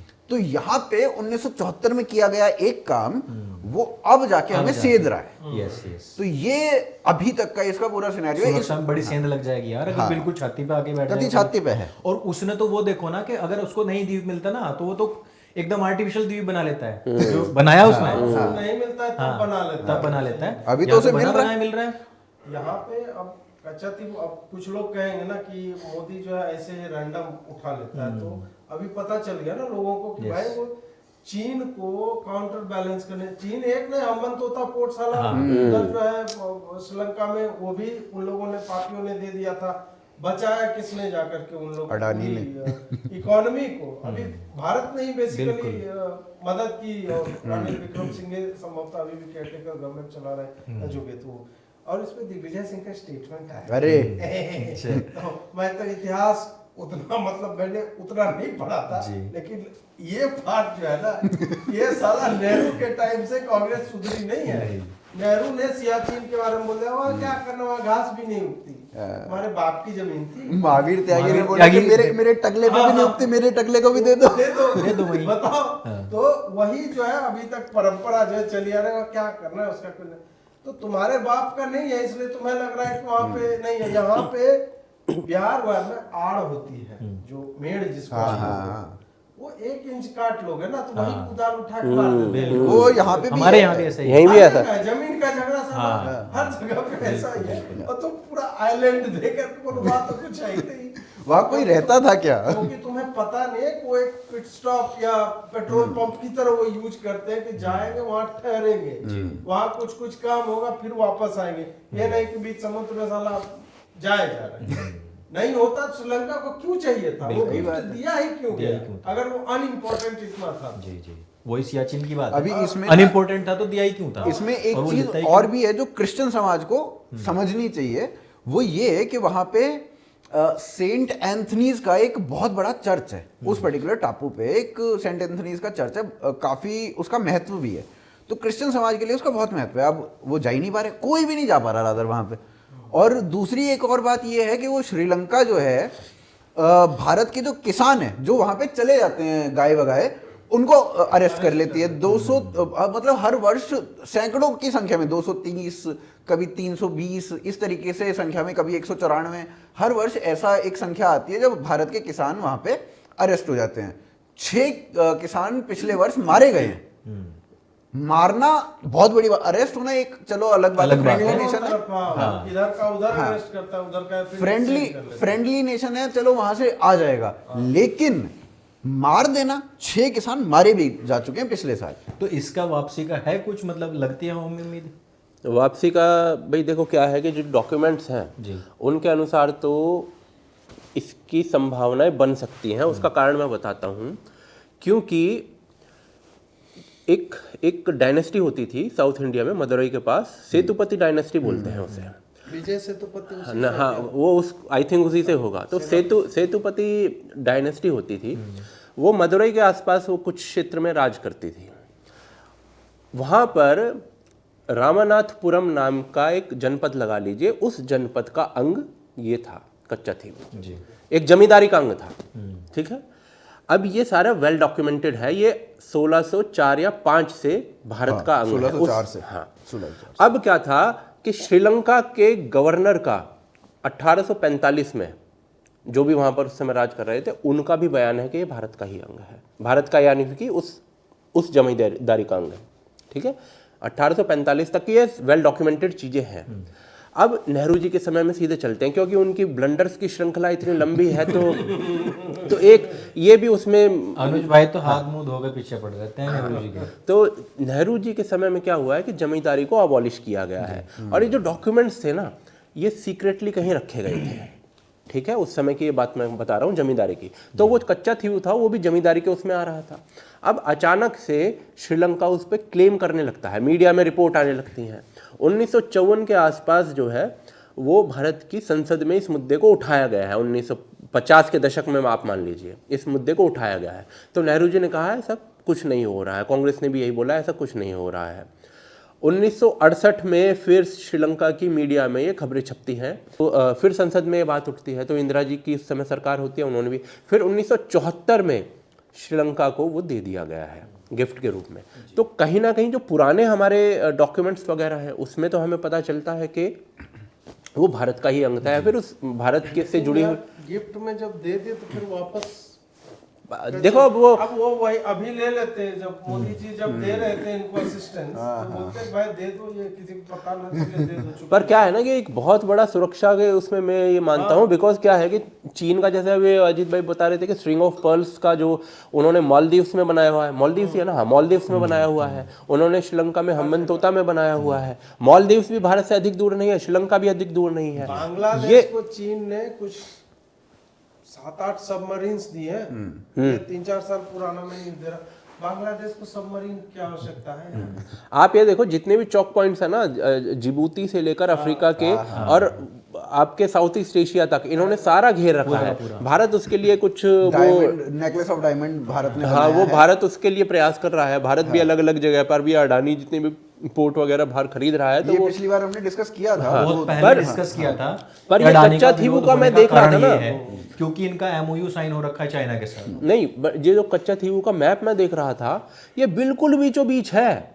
जो श्रीलंका और भारत है, हाँ, उसके बिल्कुल रामेश्वरम के रामेश्वरम बिल्कुल से 23-24 बीचों बीच है। तो ये तो एक बहुत बड़ा अच्छा चौक पॉइंट हो सकता था भारत के लिए। और नेहरू जी ने जो अपनी श्रृंखला है, ब्लंडर्स की श्रृंखला, उसमें एक और चीज़ जोड़ ली, तो उनकी हॉबी थी ये। बिल्कुल, उनका तो शौक ही था ये। जी, तो अजीत भाई के पास शौक आते हैं बड़ी एक, चीज़ है। हाँ 555 सिगरेट आपको याद ही होगा, याद ही होगा। नहीं, पान बाहर ही आए नहीं, थे। 555 का जो सिगरेट थी ना, सिगरेट है वो लेने के लिए उनका हेलीकॉप्टर वापस आया था। में शौक बड़ी चीज है। पंचलाइन जहाज, किसी गुटखा हेलीकॉप्टर वाले नहीं। का। अच्छा, जहाज था वो। हाँ, हवाई जहाज हवाई ले रहा जहाज था था भाई वो। साहब, हेलीकॉप्टर असल में नहीं तो अगर मैंने साइकिल हो गए नेहरू जी के लिए। और अगर मैंने ये बोल दिया और क्लिप कटवा डाल देगा कि देखो इनके फैक्ट कितने कमजोर हैं, 2 रुपए और बन गए 22 रुपए। हम तो क्लिप कटवा के लिए जितना हमने बोला है ना, उसका काट काट के हमारे शॉर्टकट वाले चैनल पे डाल दिया। 2-2 रुपए बन गए भाई। बस बस बस। आपके पास आता हूं मैं, हैदराबाद का जो इलेक्शन है इस टाइम बहुत चर्चा का विषय बना हुआ है। एक तो है जो हिंदुइज्म देखो, को लेकर के, इसमें 2 चीजें हैं। मैं आपसे ही पूछ लेता हूं दोबारा, कोई बात नहीं, एडिट तो कर लेना।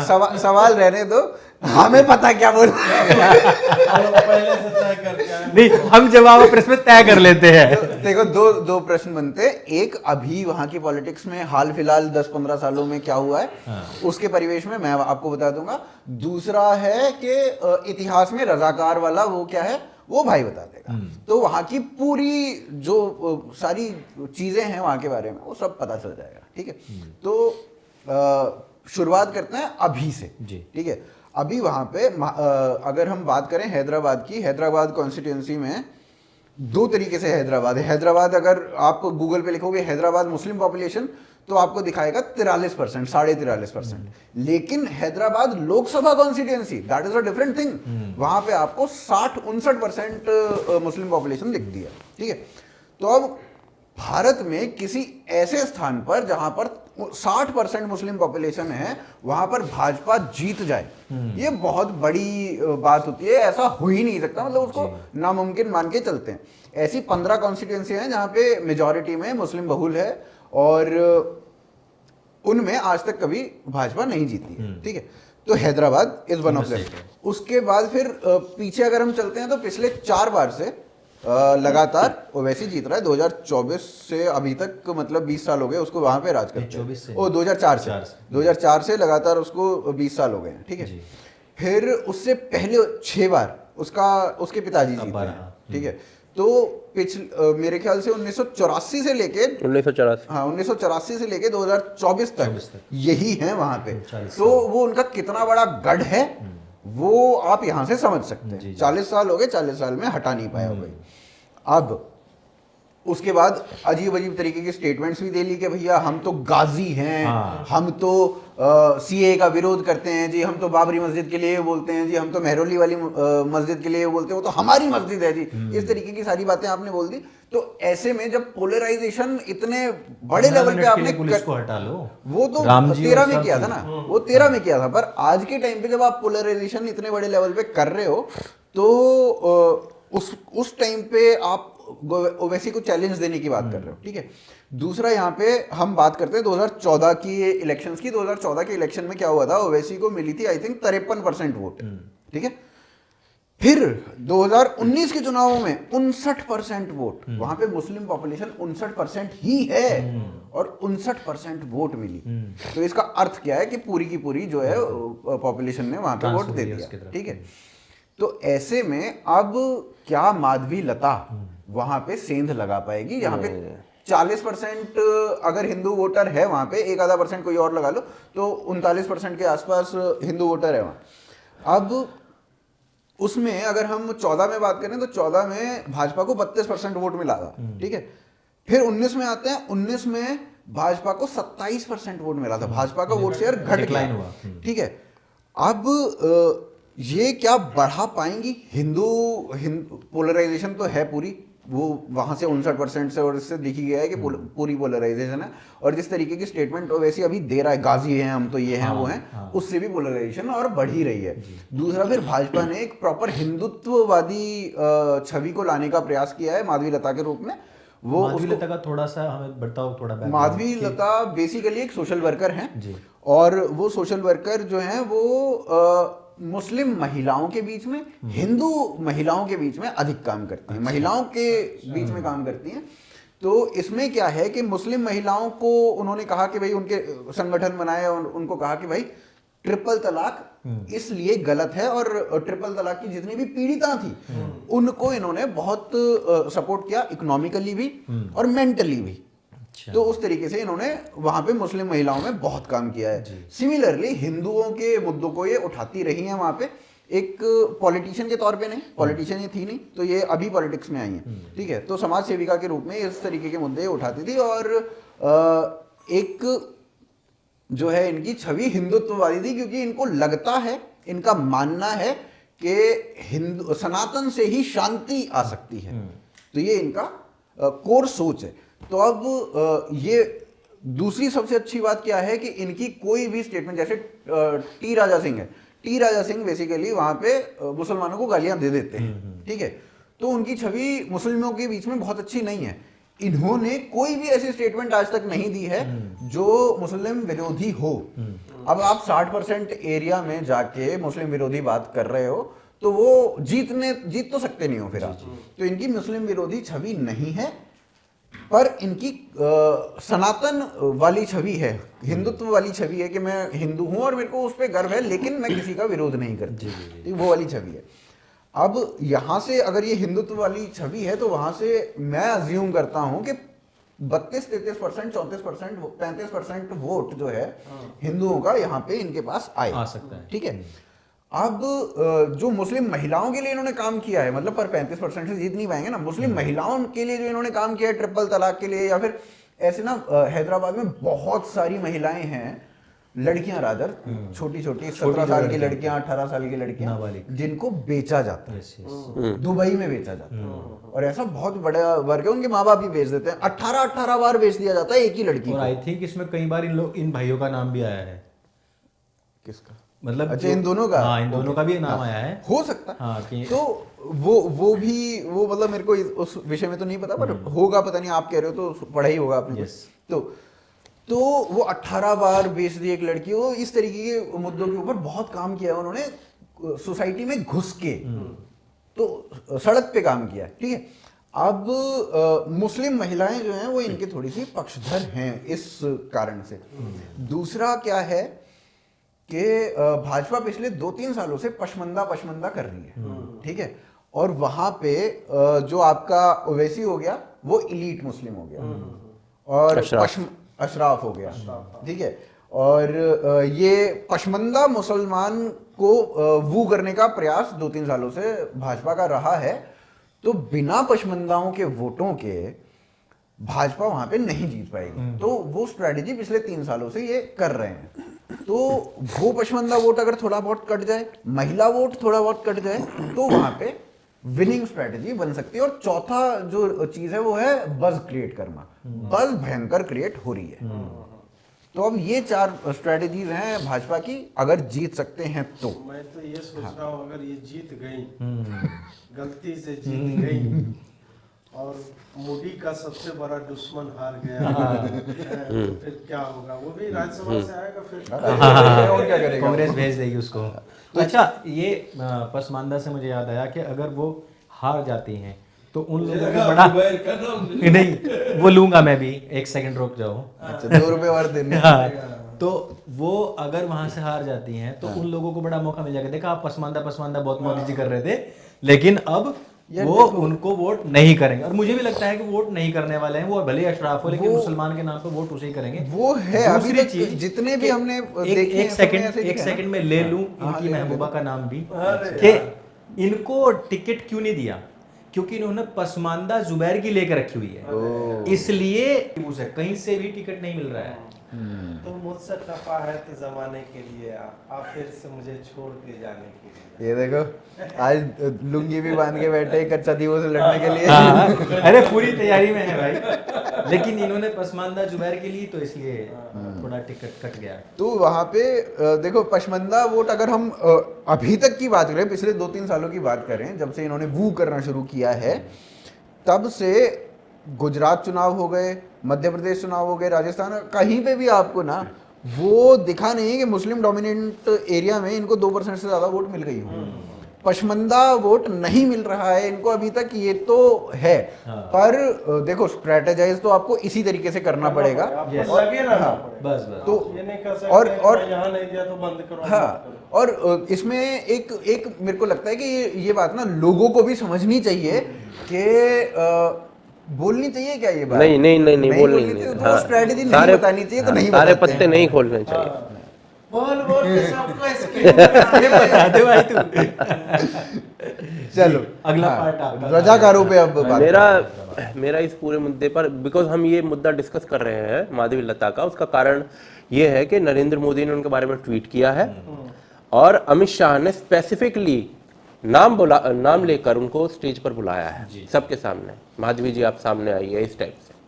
और उसके बाद वो आपके अदालत और ये सारी चीजें जो है उनमें बहुत बड़ी बड़ी बातें बताई। सो और उसमें से एक क्लिप कट में क्या लेकर के आए, ये देखो हाथ में टेलीप्रॉम्प्टर लेकर, अरे यार माला गिरने वाला है। भाई वो माला गिरने का होता है।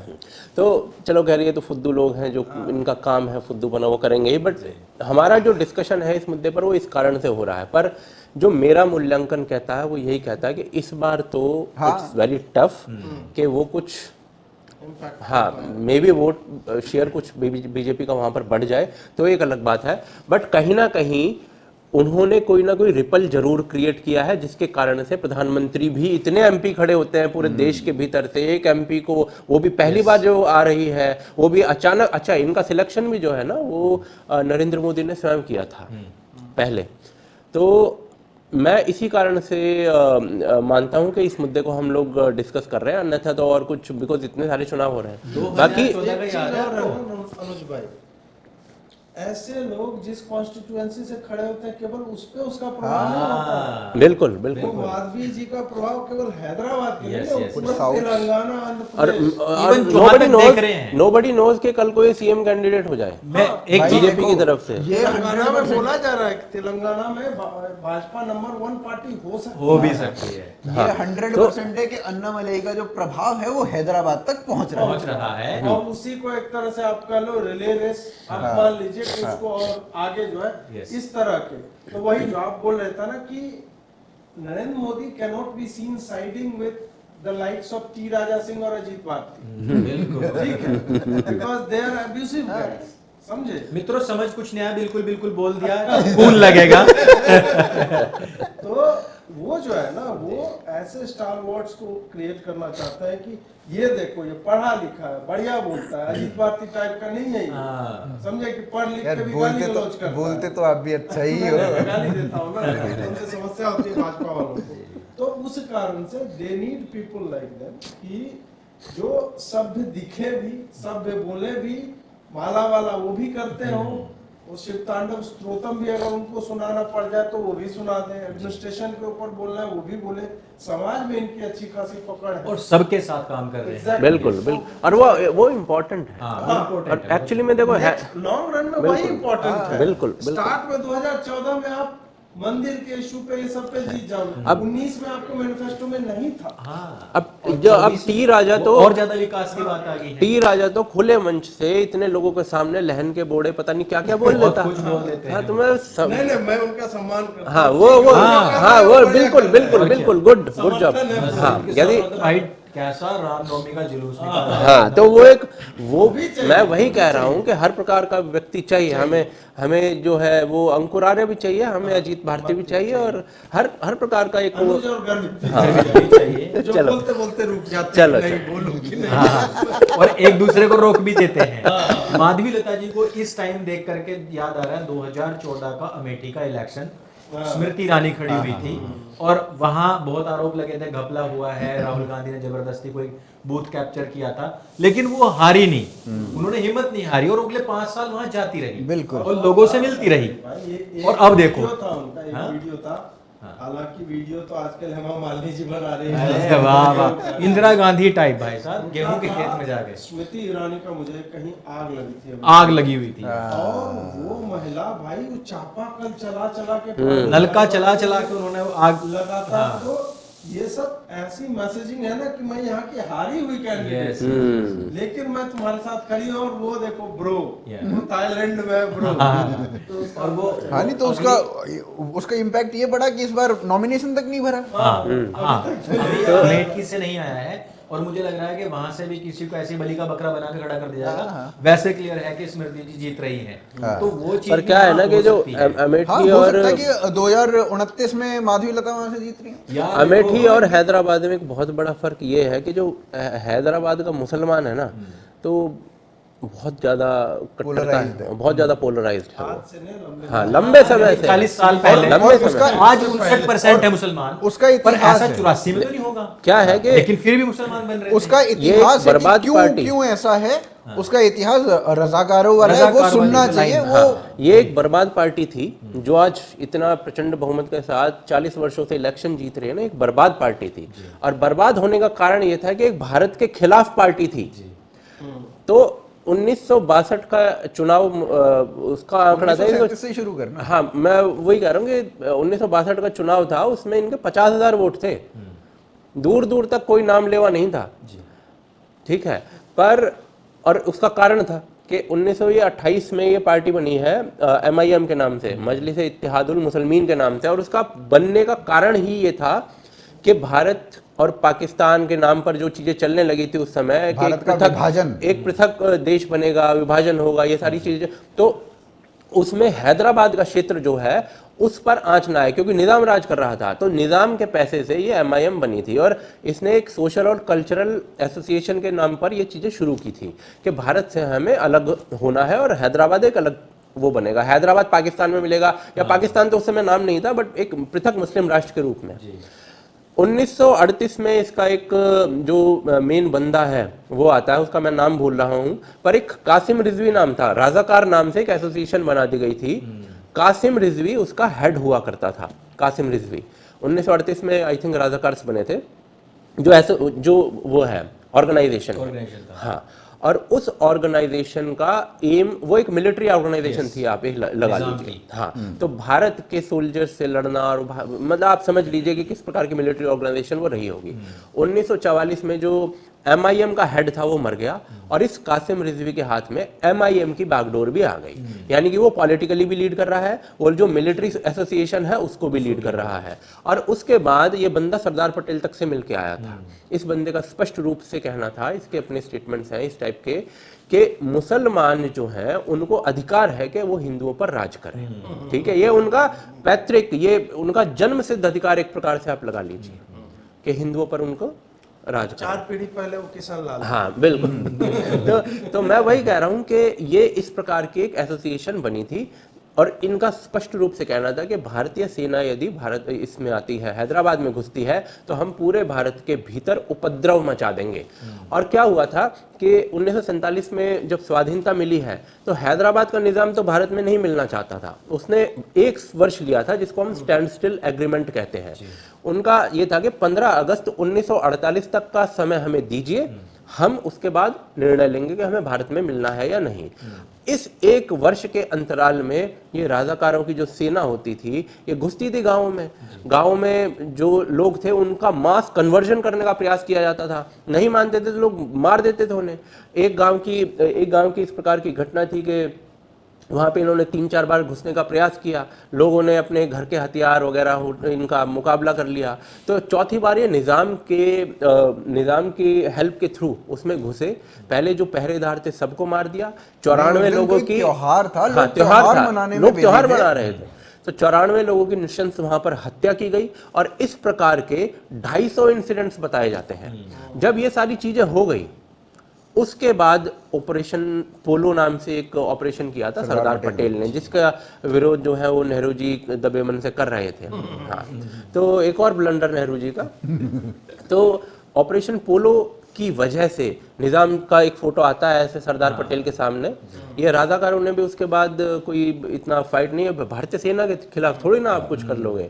आप एक गरीब गांव वाले के सामने आप गोली लेकर खड़े हो जाते हो, ठीक है, बट भारतीय सेना के सामने तो फिर आपका हाथ कच्चे में ही जाएगा आपका। और क्या हुआ ना, एक मिनट के लिए रोक रहा हूँ, इसमें क्या है ना कि ये कौन है, छोटा ओवैसी, अकबरुद्दीन, अकबरुद्दीन का बयान था मेरे ख्याल 2014-15 में, हम वो हैं जो हिंदुस्तान की सेना के सामने, हिंदुस्तान की तोपों के सामने हमारे रजाकार, हमारे बाप दादा ऐसे खड़े रहे, छातियों पे हमने हिंदुस्तान की फौजों के गोले खाए हैं, हम वो रजाकार हैं। ये साले इतने चालाक हैं। छाती पे तो नहीं खाया होगा हमको। हाँ, कहीं कटा तो चलो, ये दो इतने चालाक लोग हैं। जो बड़ा ओवैसी है ना, बड़ा आराम से बात करेगा। वो कह रहा है कि राजाकारों का इतिहास हमारा नहीं है, और छोटा ये कह रहा है गुड कॉप बैड कॉप। हाँ, वो इतने साले चालाक बन रहे हैं। साइड भी साइड। हाँ, बट एनीवेज ये सारा ये इन्होंने कांड किया है। उसके बाद अब क्या है कि यदि आपने भारत के विरुद्ध एक जंग छेड़ दी है तो इसको ठोक दिया जेल में, कासिम रिजवी को,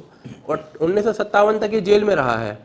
और उसके बाद इसको इसलिए छोड़ा गया है कि भाई तू पाकिस्तान माइग्रेट हो जाएगा अपनी औलादों के साथ। 10 औलादें थी इसकी, देख लो। हाँ, 10 बार, मतलब आप ये देखिए कि वो तो जेल में जाने से पहले कर गया। हाँ, तो बाहर मतलब होता ये तो नहीं कई बार तो इनके साथ ये भी हो, जेल में रहते हैं, फिर भी हो हो जाता। तो ये इनको पैरोल इसीलिए तो दिया जाता।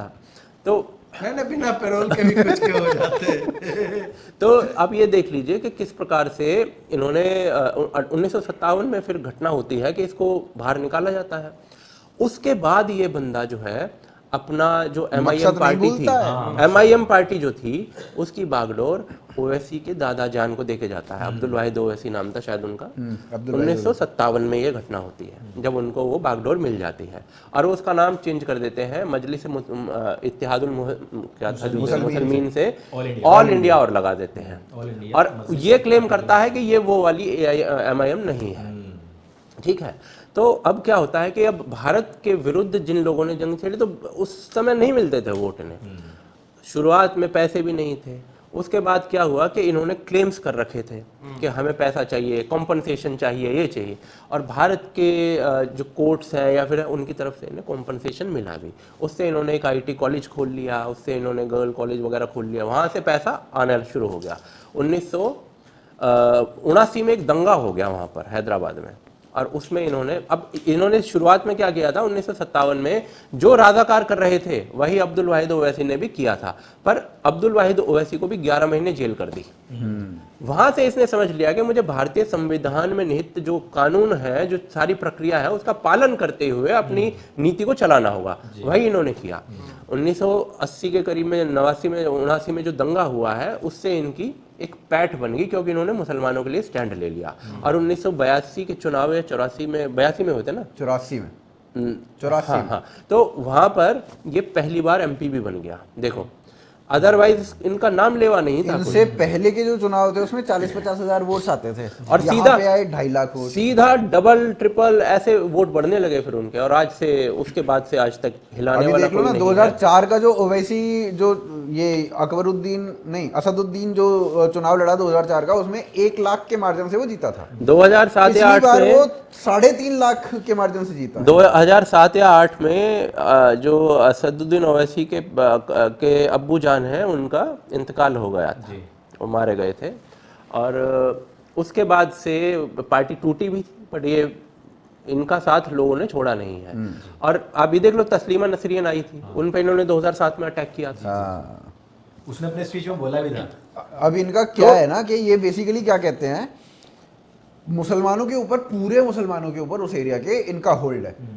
2012 की आई थिंक आप स्पीच देखना, 2014 की इलेक्शंस में भी होगा, 2009 की इलेक्शंस में भी आपको दिखेगा। ये जो थे, ये कांग्रेस को सपोर्ट करते थे उस टाइम पे, ठीक है, और ये कहते थे कि हमारे वाले एरिया में आप हमें वोट करना, और जहां पे हम नहीं हैं वहां पे आपको पता है किसको वोट करना है, हमारी जनता है, जानती है किसको वोट करना है, कांग्रेस को वोट जाते थे। अभी भी सुनने में तो पहले यही आया था कि कांग्रेस वहां से कोई कैंडिडेट नहीं खड़ा कर रही है, पर अब सुनने में आ रहा है कांग्रेस वहां से कैंडिडेट खड़ा कर रही है। कोई भी महिला कैंडिडेट है हाँ, वहां पे। वो महिला की काट वो actually मुझे लग रहा है कि, मुझे तो लग रहा है वो बीजेपी का वोट शेयर काटने के लिए वो साला खड़ा कर रहा है। जी मुस्लिम महिला कैंडिडेट, तो वही हाँ, क्योंकि वो जो मुस्लिम महिलाएं बता रहे हैं ना, इसका मतलब ये है कि ओवैसी कांग्रेस ये जानते हैं कि माधवी लता का जो इन्फ्लुएंस है, इम्पैक्ट है, वो मुस्लिम महिलाओं में है, तो वहां ना दे करके इधर दें। अमेठी और रायबरेली इनसे नहीं हो पा रहा है, लेकिन वो साले हैदराबाद हैदराबाद को हम जरूर यहाँ बचाएंगे। श्योर शॉट हारना लिखा हुआ है। वहां से तो निकाल ही लिया और अभी रायबरेली अमेठी का कुछ पता भी नहीं है कि कौन वहां पे खड़ा हो रहा है। कांग्रेस का वोट शेयर वहां पे 5% है। साला कांग्रेस की राजनीति ऐसी हो गई है कि वो खुद जीतने की सोचती ही नहीं है, वो ये सोचती है कि बीजेपी को कोई हरा दे उसका सपोर्ट कर दे। इस तरीके से ये हालत 399 पे हम रोक दें, भाजपा को बोले 399 भाजपा का यस, होने नहीं दिया मोदी। हाँ एक नहीं होने दिया है। तो मित्रों जैसा कि आपने देखा, एक बार तो मैं घबरा ही गया था कि जब अजीत भाई ने कहा कि अंकुर भाई जैसा कि आपने बोला और इतनी बड़ी इंग्लिश बोल दी, मैं घबरा गया यार, मैंने ऐसा कब बोला है भाई, मैं तो सपने में भी इतनी अच्छी इंग्लिश नहीं बोलता हूँ। तो ऐसे भटके हुए माहौल से, और आपको पता ही है कि हम एलन मस्क की बात कर रहे थे, इन्होंने बताया कि एलोन मस्क है, इलोन, अरे साला फिर भी गलत बोल दिया इलोन भाई तेरे को मैंने साला बोल दिया है, अब जुबैर और इस क्लिप को काटेगा और हमारा जो पीछे का पैसा कट जाएगा, लेकिन हम तुम्हें 2 रुपए जरूर भेजेंगे। तो जुबैर 24 रुपए हो गए तुम्हारे गुल्लक में, हम फेंक देंगे। तो बात चल रही थी इलोन मस्क की और हम पहुंच गए कहीं और। तो ऐसे ही, क्योंकि भटके हुए युवा हैं, भटका हुआ माहौल है, लेकिन फिर भी आप लोगों का प्यार इतना ज्यादा मिलता है। नेक्स्ट वीडियो आएगा AKT के, अजीत भाई, अच्छा अजीत भाई के चैनल पर, और इन सब के जो QR कोड हैं वो हम स्क्रीन पर दे रहे हैं। सारे चैनल्स अपने ही हैं, इनको सबको सब्सक्राइब करें।